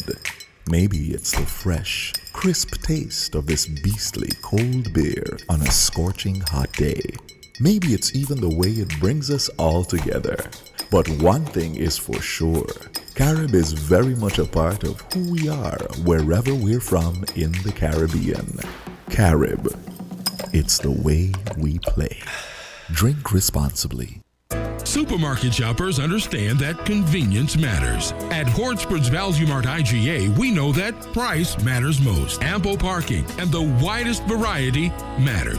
At Hortsport's Value Mart IGA, we know that price matters most. Clean, spacious aisles and the highest level of customer service all matter. At Hortsport's Value Mart IGA, price matters most. We've renewed our commitment to guarantee the lowest prices in the Federation.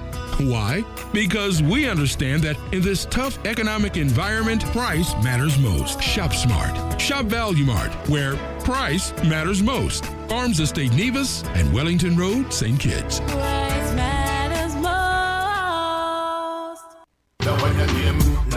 The Development Bank of St. Kitts and Nevis is now online, providing simple and convenient services to pay your loan anywhere at any time. It begins with you logging on to our website, www.skndb.com. Click the online payment option, select Request Access, input your personal information, and submit payment. Easy peasy, lemon squeezy. Yes, we've made it easier for you to pay your loan anytime, anywhere. The Development Bank of St. Kitts and Nevis, making a sustained positive difference in your life. And guess what? Pay your loan online during the month of February for a chance to win a special prize. So, what are you waiting for? Pay your loan online. Buying your medication is easy with City Drug Store's curbside pickup.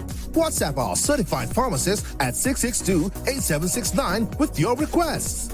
For prescriptions, take a clear photograph and send for review. We will engage you in dialogue and then provide a quotation and link for payment. You can then pay via TDC's online payment portal. And once the transaction is complete, you'll be notified that your pickup is ready.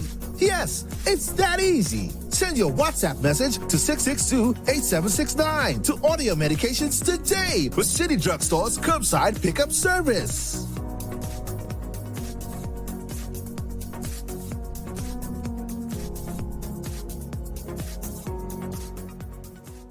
The future is unknown. Protect your life, your family, and your valuables from unforeseen circumstances. Let National Caribbean Insurance give you the peace of mind that you so deserve. At NCI, we offer a suite of affordable insurance plans that can be tailored to ease your financial burden. We aim to deliver exceptional products to satisfy all your insurance needs. Whether life, health, motor, or property insurance, NCI has the right solution for you. Our friendly and knowledgeable sales professionals are ready and able to assist you. Let National Caribbean Insurance Company Limited help you to prepare for the unexpected. We serve, we protect, we satisfy. That's NCI.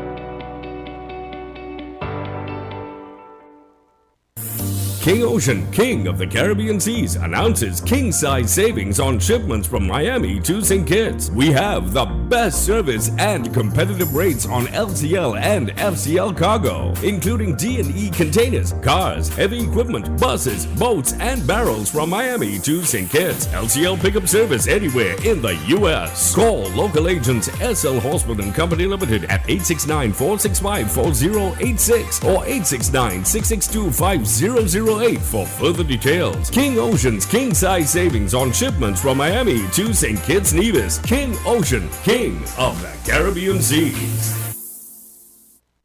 You ever hear earthquake call and say, "Hello, Miss Lee, yes, it's me, earthquake, I coming Tuesday around 10? No, sir. Earthquake does arrive unannounced, and when it come, it shake all sense and sensibility out of we. Remain calm, stay inside, and do the DCH. Drop, cover, hold on. Once the shaking starts, you know it's earthquake. Make a quick move to a safe place. Don't run to the door, we are in the exit. Stairs might broke up or full of people. Elevator, avoid that, because you might get in and poof, power gone, and you're stuck in that box without ear. Take cover under a strong table or a bed, or crouch against an inside wall or in a corner, and cover your face and your head with your arms. Remember, DCH, drop, cover, hold on. Glass windows and doors, outside walls and doors in an earthquake, bad news. Take care yourself. Most injuries during earthquakes happen when something drop and hit people entering or exiting a building. Last thing, nobody run outside and ask, "You feel it, you feel it?" Remain calm, stay indoors until all the shaking stop, and do the DCH, drop, cover, hold on. This message is sponsored by the Australian Government, AusAid, and produced by NEMA in collaboration with WINFM. Adventures in History. It's Black History Month, and here are a few black inventors and their inventions. Andrew Beard, automatic car coupling device in 1897. Henry Blair, mechanical seed planter in 1834, and mechanical corn harvester in 1836. C.B. Brooks, street sweeper, 1896. Dr. Charles Drew established blood banks all over the world in 1940. Just a few black inventors and their inventive contributions to our world. Adventures in History. Adventures in History.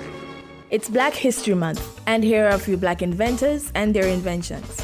W. Johnson, egg beater, 1884.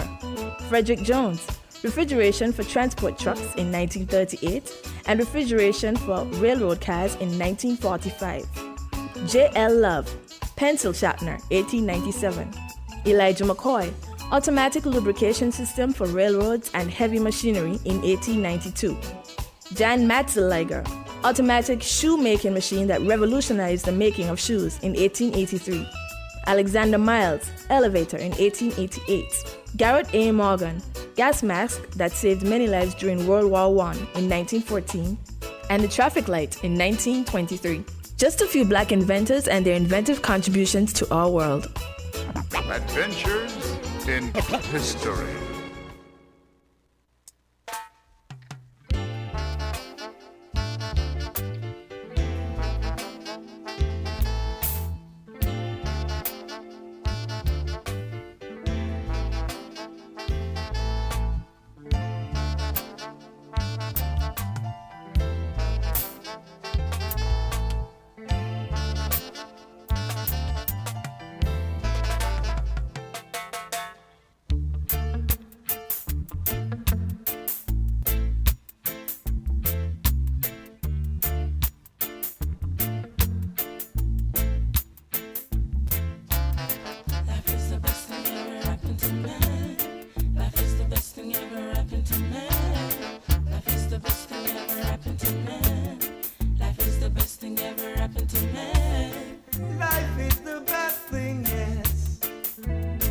That ever happened to man.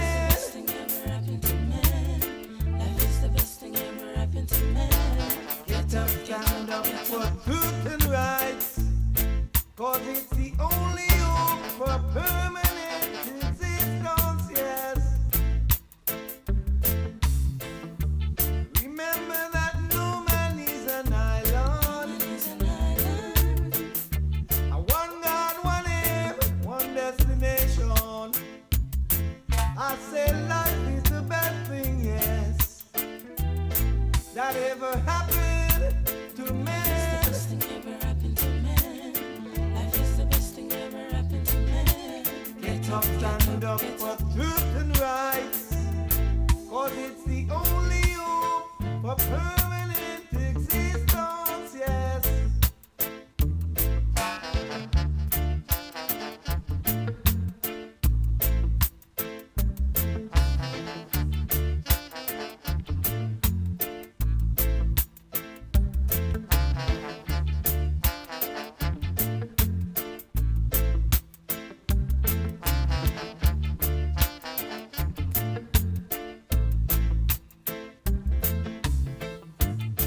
Hold on fast to the faith, march on to victory.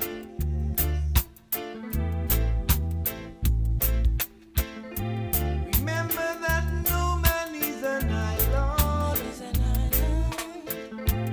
One God, one aim, one destination. I say life is the best thing, yes.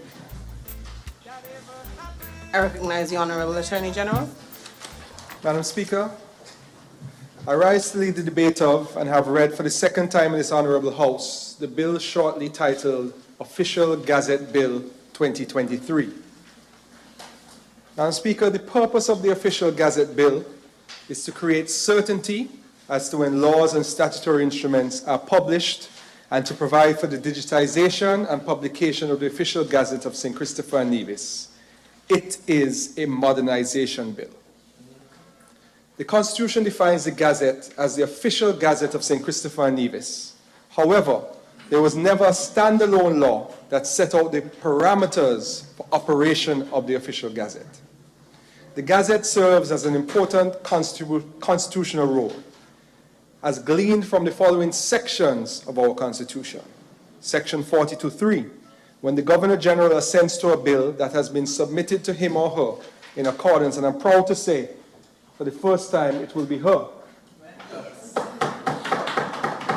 When the Governor-General assents to a bill that has been submitted to her in accordance with the provisions of this Constitution, the bill shall become law, and the Governor-General shall thereupon cause it to be published in the Gazette as law.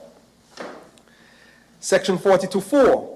No law made by Parliament shall come into operation until it has been published in the Gazette, but Parliament may postpone the coming into operation of any such law and may make laws with retrospective effect. Section 119. Proclamation means a proclamation published in the Gazette, or if such publication is not reasonably practicable, published in St. Christopher and Nevis by such means as are reasonably practicable and effective.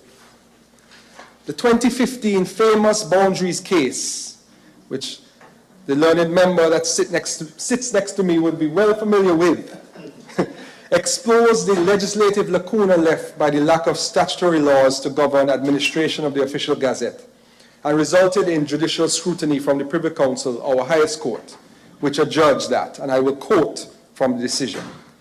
The making of a proclamation is not simply the signing of a document, which can thereafter be kept in an internal government file, nor is it the production of a hard copy of the text of a gazette, which similarly is deposited in a file and not made available to the public by the publication of the gazette. A proclamation is what it says it is. It is something which is proclaimed or published. One of the benefits of such promulgation is that laws can be subject to public criticism. And I pause at this point, Madam Speaker. The reason why we have added this bill to the good governance agenda is because it fits part of that agenda, which is accountability and transparency. If you have laws, if you have proclamations, if you have judgments, if you have decisions of government that must be published in the Gazette, accountability and transparency is allowing all of the people access to those laws, those decisions, those lists, etc. And I'm very happy, Madam Speaker, that there are some members of the Integrity Commission left, and I'm very happy that the Nevis Integrity Commission and St. Kitts Integrity Commission made their way to Parliament this morning, because this is the beginning of our rollout. And the reading of the three laws this morning was an important part of our rollout of the good governance agenda. that we will bring to the people. We are reading this bill today for a second time. The other three bills that were mentioned, Integrity in Public Life Amendment Bill, Anti-Corruption Bill, and Freedom of Information Amendment Bill, will be debated on the 22nd of February at the next sitting. That is our hope, Madam Speaker. So I just wanted to set the context as to why we're doing all of this. We're doing all of this to create a modern St. Kitts and Nevis. Madam Speaker, the gap that was recognized by the Privy Council had to be filled. The Gazette is an official government publication for the purpose of notifying the actions and decisions of the government. It is also a source of information for various matters emanating from both the public sector and the private sector. The purpose of the Gazette is therefore to communicate messages of national importance to the general public: transparency, accountability. Notices published in the Gazette cover various aspects of government concern and regulation, and many publications are to satisfy a requirement of the law. Acts, statutory rules and orders, proclamations, and other subordinate legislation are also notified in full in the Gazette, and the text published in the Gazette in the authoritative version. Other important information published in the official Gazette includes judgments, annual government estimates, public service vacancies, appointments and promotions, government tenders, trademarks, appointments of marriage officers, various government orders, appointments of boards, official government invitations, Nevis Island administration matters, and private notices including all of the banks and insurance companies, etc. Example, bank balance sheet, ECCB notices, abandoned properties, notices from NCI and SAGICO. It is an important democratic tool, and it is the official democratic tool by which official government information and such other information as mentioned here is brought to the public. All St. Kitts and Nevis laws are currently published for public consumption free of charge on lawcommission.gov.kn. However, new laws are not uploaded contemporaneously, as the site is administered from the Regional Law Revision Center in Anguilla. Further, non-gazetted laws, non-law gazettes, like intellectual property notices, etc., are not published on lawcommission.gov.kn. Now, to why we are modernizing. The World Bank, in its 2017 report, said approximately 81% of the population of St. Kitts and Nevis have access to the internet. Madam Speaker, we are in 2023. We are an online people. Even the most senior member of us has full access to the internet. The young gentleman who represents the people, the good people of number 6, who it just turned 70 years old, is a frequent user of the internet. And that shows you that it's not limited just to young people. This is not just a young people piece of legislation. This is a legislation that we want everyone in the country to have access to. And yes, he just got a state of the art. Yes, exactly. Yes, so we are coming into the modern age with this bill, Madam Speaker. Other countries like Anguilla, Antigua and Barbuda, Barbados, Seychelles have sought to modernize their Gazette legislation by making the official Gazette be the publication of material on the internet, where most of the population have free access. The objective in providing for online publication of the Gazette is to better facilitate proper dissemination and greater access to the official Gazette. No longer will you have to walk previously down to Church Street, now travel to the Coy building right next to the Robert Llewellyn Bradshaw airport to go into an office to pay money to obtain a Gazette. Now, you will have access by going to gazette.gov.kn and seeing all of the Gazettes that are published, free of charge. In that vein, increasing access to governmental publication will promote transparency and accountability within the Federation. Recently, we witnessed periods of lockdown with the COVID-19 pandemic, exemplifying the value and practicality of making available online information intended for the public record.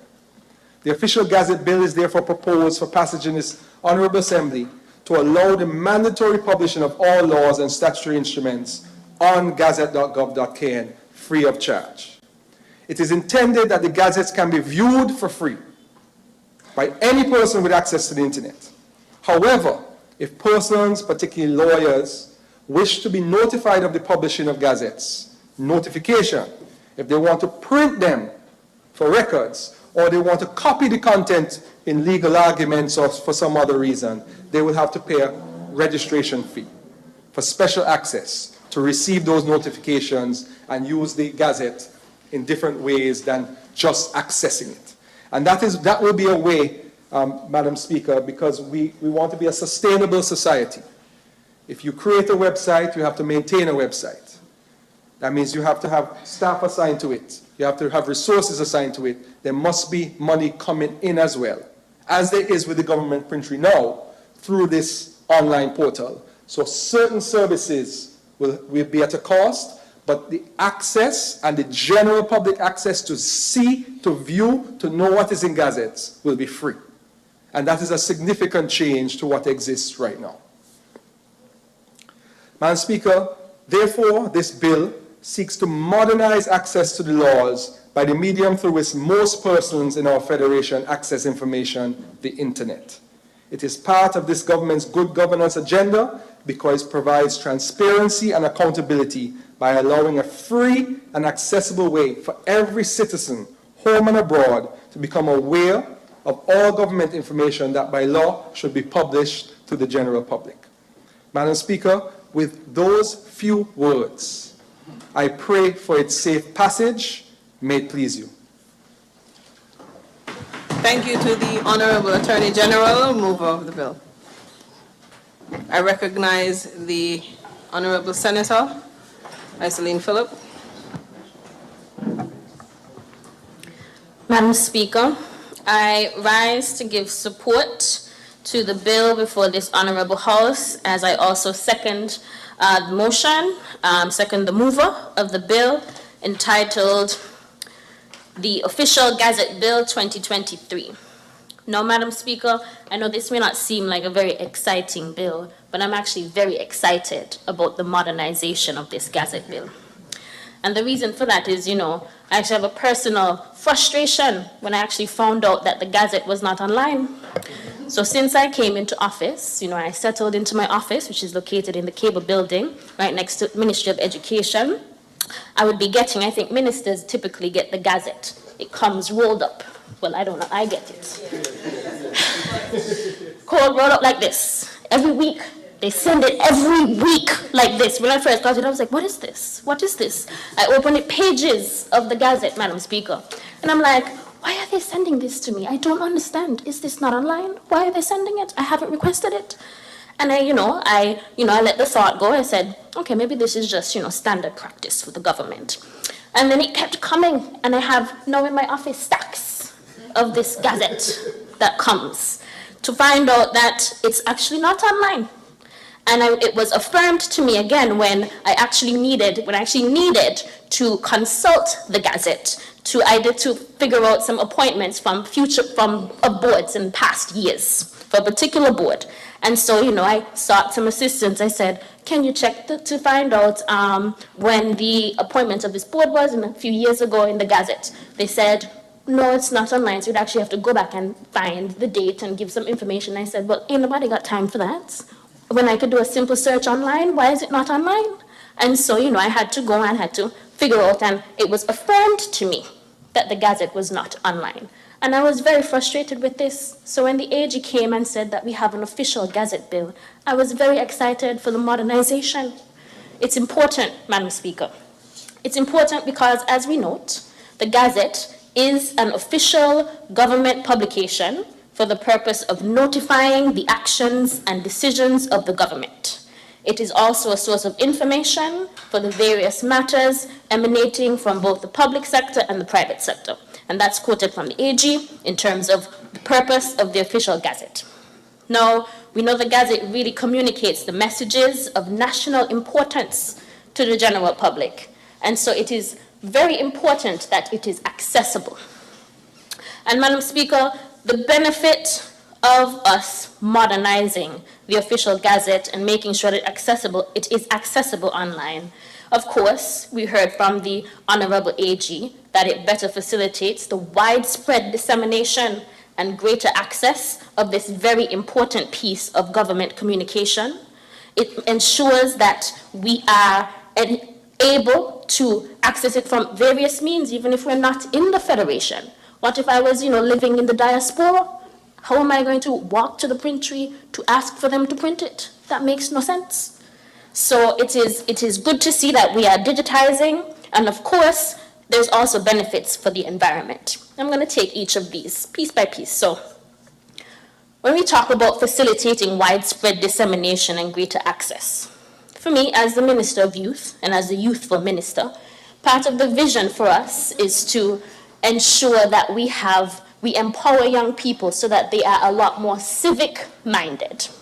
And, to be civic-minded, we want to make sure that we orient them towards government business from sources that are credible, not just, being on Facebook and seeing all the different various, I'm not going to call the names, but all of the various non-official news sources. We want to make sure that young people and the youth of the Federation are able to access the important decisions of the government of the Federation that impact them, so that they can be informed fully about what is happening in terms of our development and our future. And so, of course, when we're talking about the youth of this generation, we have the different generations. So we have the millennials, of which I am part, and this is, speaks to people in the age 28 to 42, people born from 1980 to 1994. We have the Gen Zs, and these Gen Zs is who we really need to be catering to.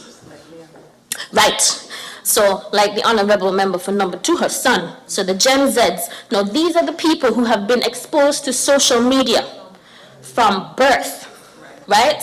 They're coping with things like cyberbullying and other internet-related issues. These are the people born 1992 to 2012.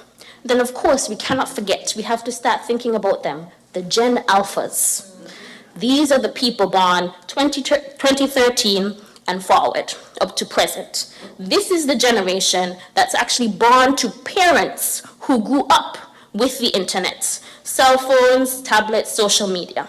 So we have 2 generations that are alive and well, and their familiarity, their understanding of how we access the world, how we move about in the world, is through the internet and through online. Now, you want to tell me, Madam Speaker, that without this bill that's before us, these Gen Zs, by the end of our first 5 years in government, that the Gen Alphas say they would have been a youth parliamentarian by the time they get to youth parliament and they want to consult the Gazette. I imagine they cannot even imagine having to walk to a printry to ask them to print a piece of paper so that they can read and understand the decisions of government. It wouldn't even be a thought. It would not even be a thought. Sure. And so, Madam Speaker, I say all of this to highlight that having the Gazette online, modernizing it, ensuring that its access is more widespread through the availability of publications on online platforms such as the website, is actually, in fact, it is prime time for us to do so. And it will actually ensure that we are no longer behind the times when it comes to the way that we communicate and the way that we ensure that there is access to government information to allow for the transparency that we talk about and the good governance that we talk about. So I'm very pleased, Madam Speaker. I look forward to being able to go online to gazette.gov.kn, is that correct, Honorable AG? To make sure that, so when I want to search for a publication of a board that was appointed in 2015, I can just search for the name of the board and the year and pop, there it is, and not have to go through tons and tons and tons and tons of leaflets of gazettes that have been printed. So I am grateful for that benefit that we will see with the enactment of this bill. Now, Madam Speaker, the AG would have cited the percentage of our population that has access to the internet. And this is just, I don't want to belabor the point, but I'm going to belabor it in terms of making sure that we increase the access with this modernization.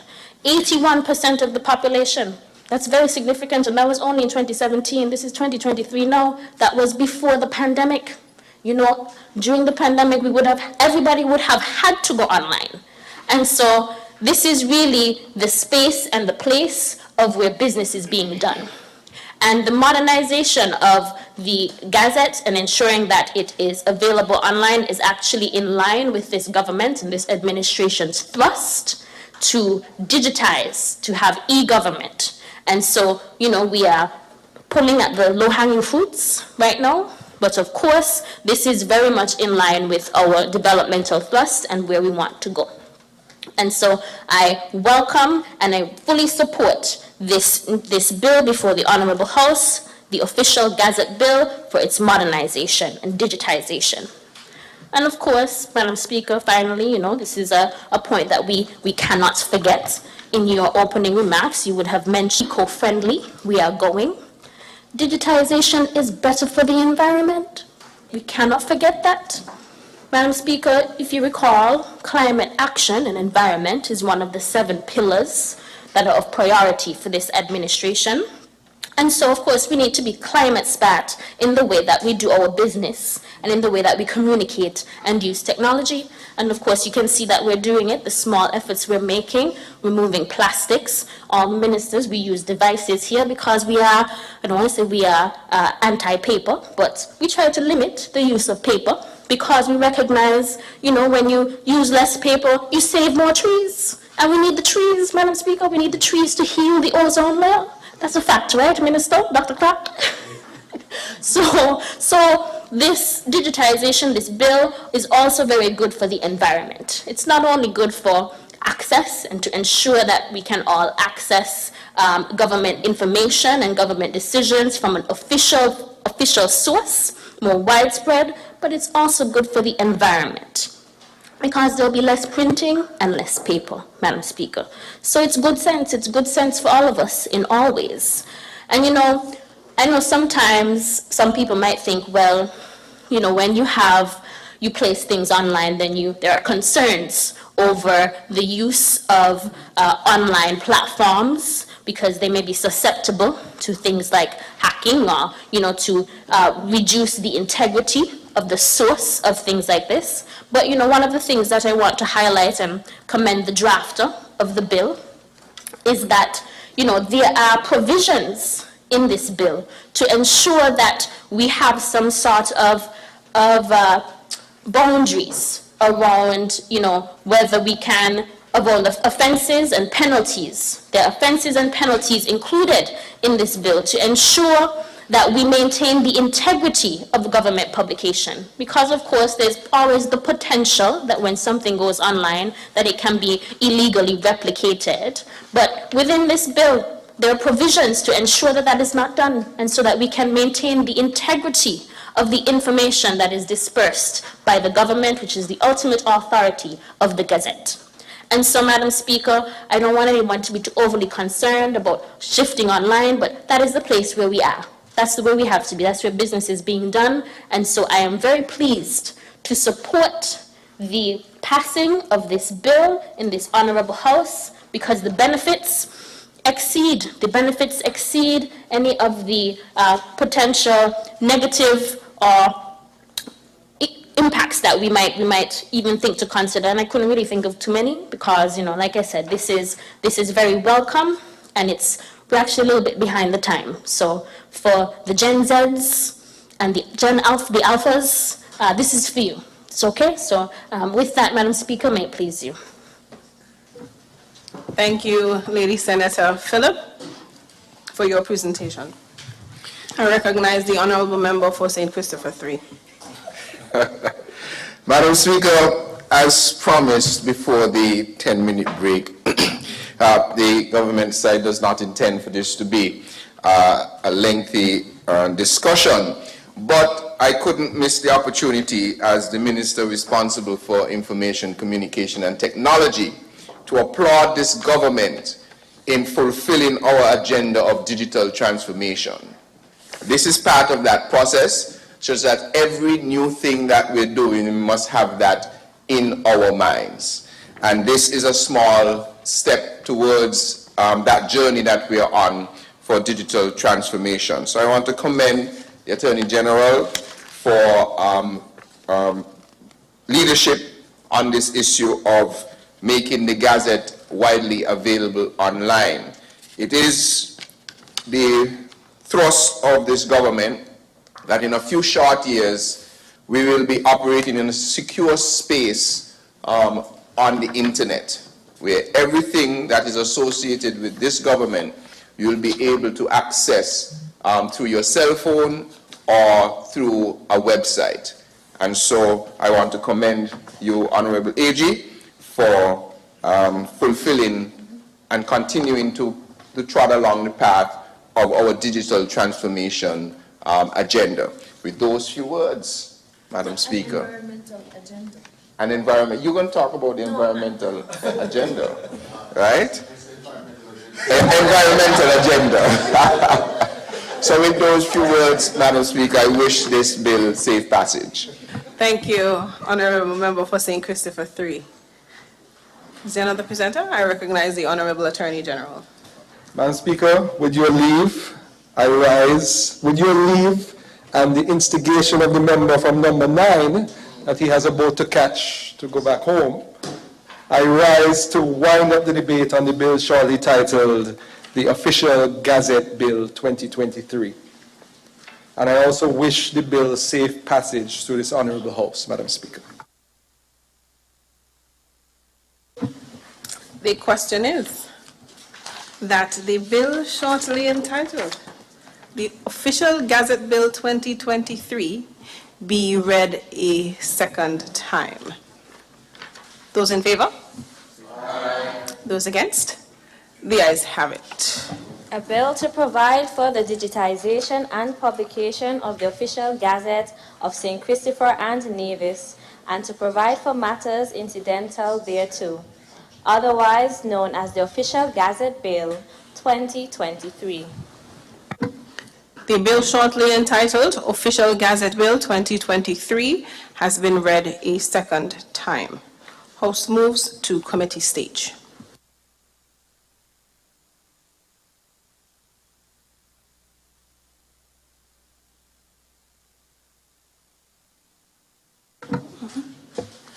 The arrangement of sections. The question is that the arrangement of sections stand part of the bill. Those in favor? Aye. Those against? The ayes have it. Clauses 1 through 14. The question is that clauses 1 through 14 stand part of the bill. Those in favor? Aye. Those against? The ayes have it. The enacting clause. Question is that the enacting clause stand part of the bill. Those in favor? Aye. Those against? The ayes have it. The title. Question is that the title stands part of the bill. Those in favor? Aye. Those against? The ayes have it. House resumes.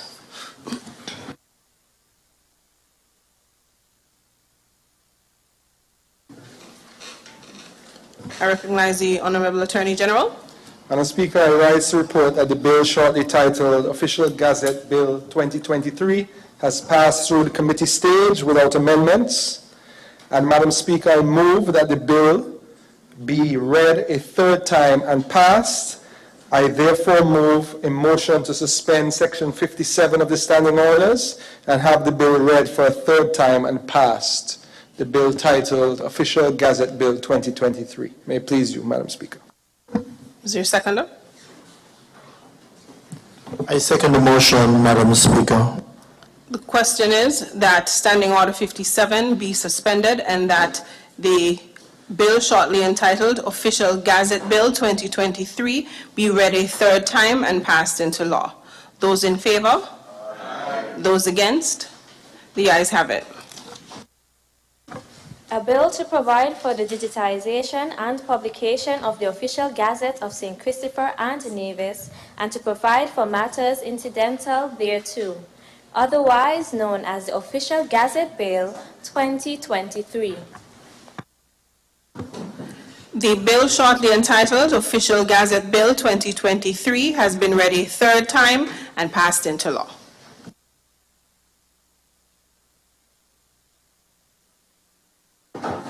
Next item on the agenda. Motions, resolutions, adjournment.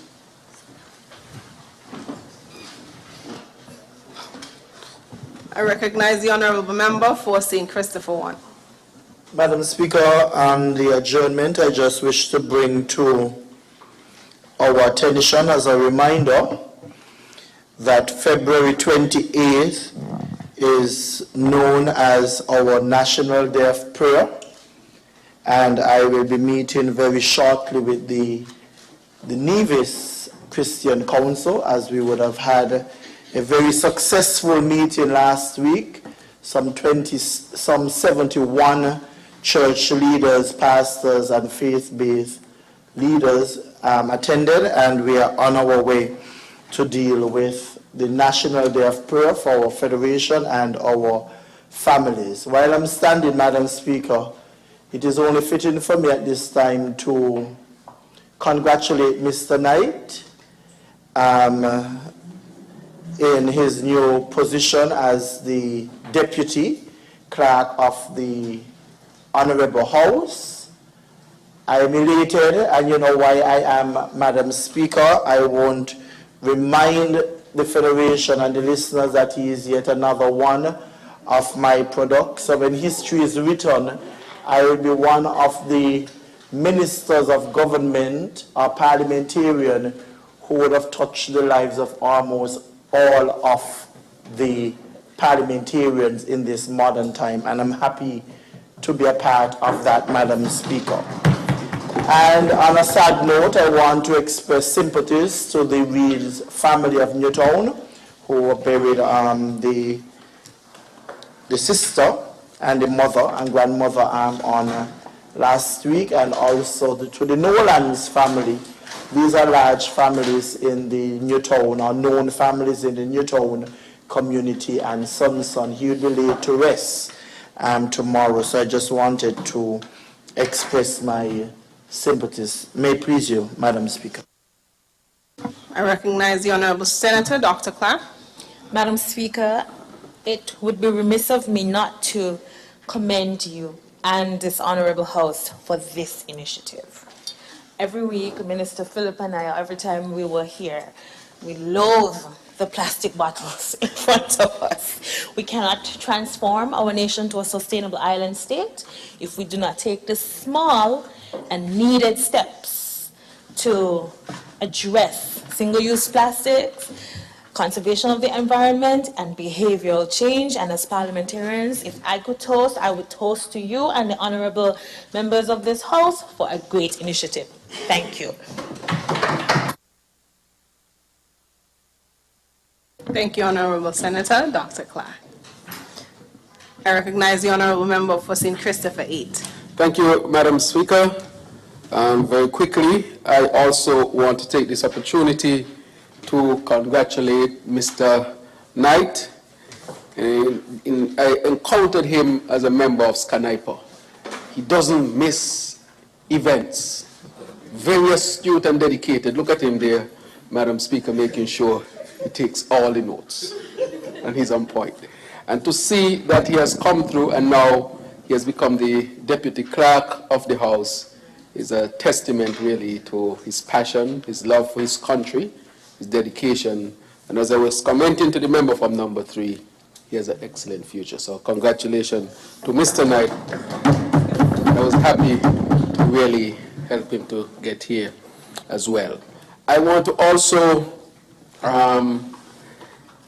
say I also recognize that the members of the Integrity Commission, that they were here, the commissioners. I want to acknowledge their presence, and they're here, and I want to let them know that we as an administration, we are committed to the idea of good governance, not only in words, but we have laid before this Honorable House today the first reading for a number of very important pieces of legislation or bills to be debated later on. But we hope, and we will, by the help of God, get these done in the first quarter of this year so we can set the country on a good foundation to go forward. I also want to take this opportunity for us to recognize that this is Black History Month, the month of February, and that I want in my own way to pay homage to all those who went before me, who would have paved the way for me and for us who are here in their struggle and fight for freedom and equity. As you can see, when I spoke to the legislation that I moved today that dealt with the issue of cannabis, I really dealt with it also significantly from a position of justice. Because in my own way and in our own way, we are making sure that we continue that struggle, that there be justice, and justice for our people, and justice for all peoples, because we believe in the total inclusion of all. And I wanted to highlight that I also want to extend my condolences to the Martin family of St. Peter's Connery. The matriarch is being laid to rest today at the St. Peter's Anglican Church, where I'm heading in about 2 or 3 minutes. I want to say that she had been a stalwart of a figure in both areas, and may her soul rest in eternal peace. And I extend condolences once again to the families, friends, and the communities of both St. Peter's and Connery. And with that, Madam Speaker, thank you. Thank you, Honourable Member for St. Christopher 8. Question? Is there anyone else willing to present the question? Yes, please. Question? I recognize the Honourable Member for St. Christopher 3. Madam Speaker, I move that this House now stand adjourned, sine die. Is there a seconder? I second the motion, Madam Speaker. 20 seconds.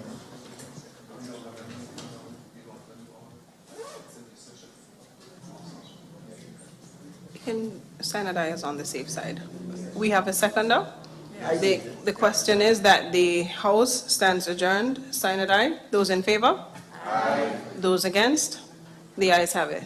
This House stands adjourned, We're different. We're 98.9. 98.9. Win FM. Buildings damaged by an earthquake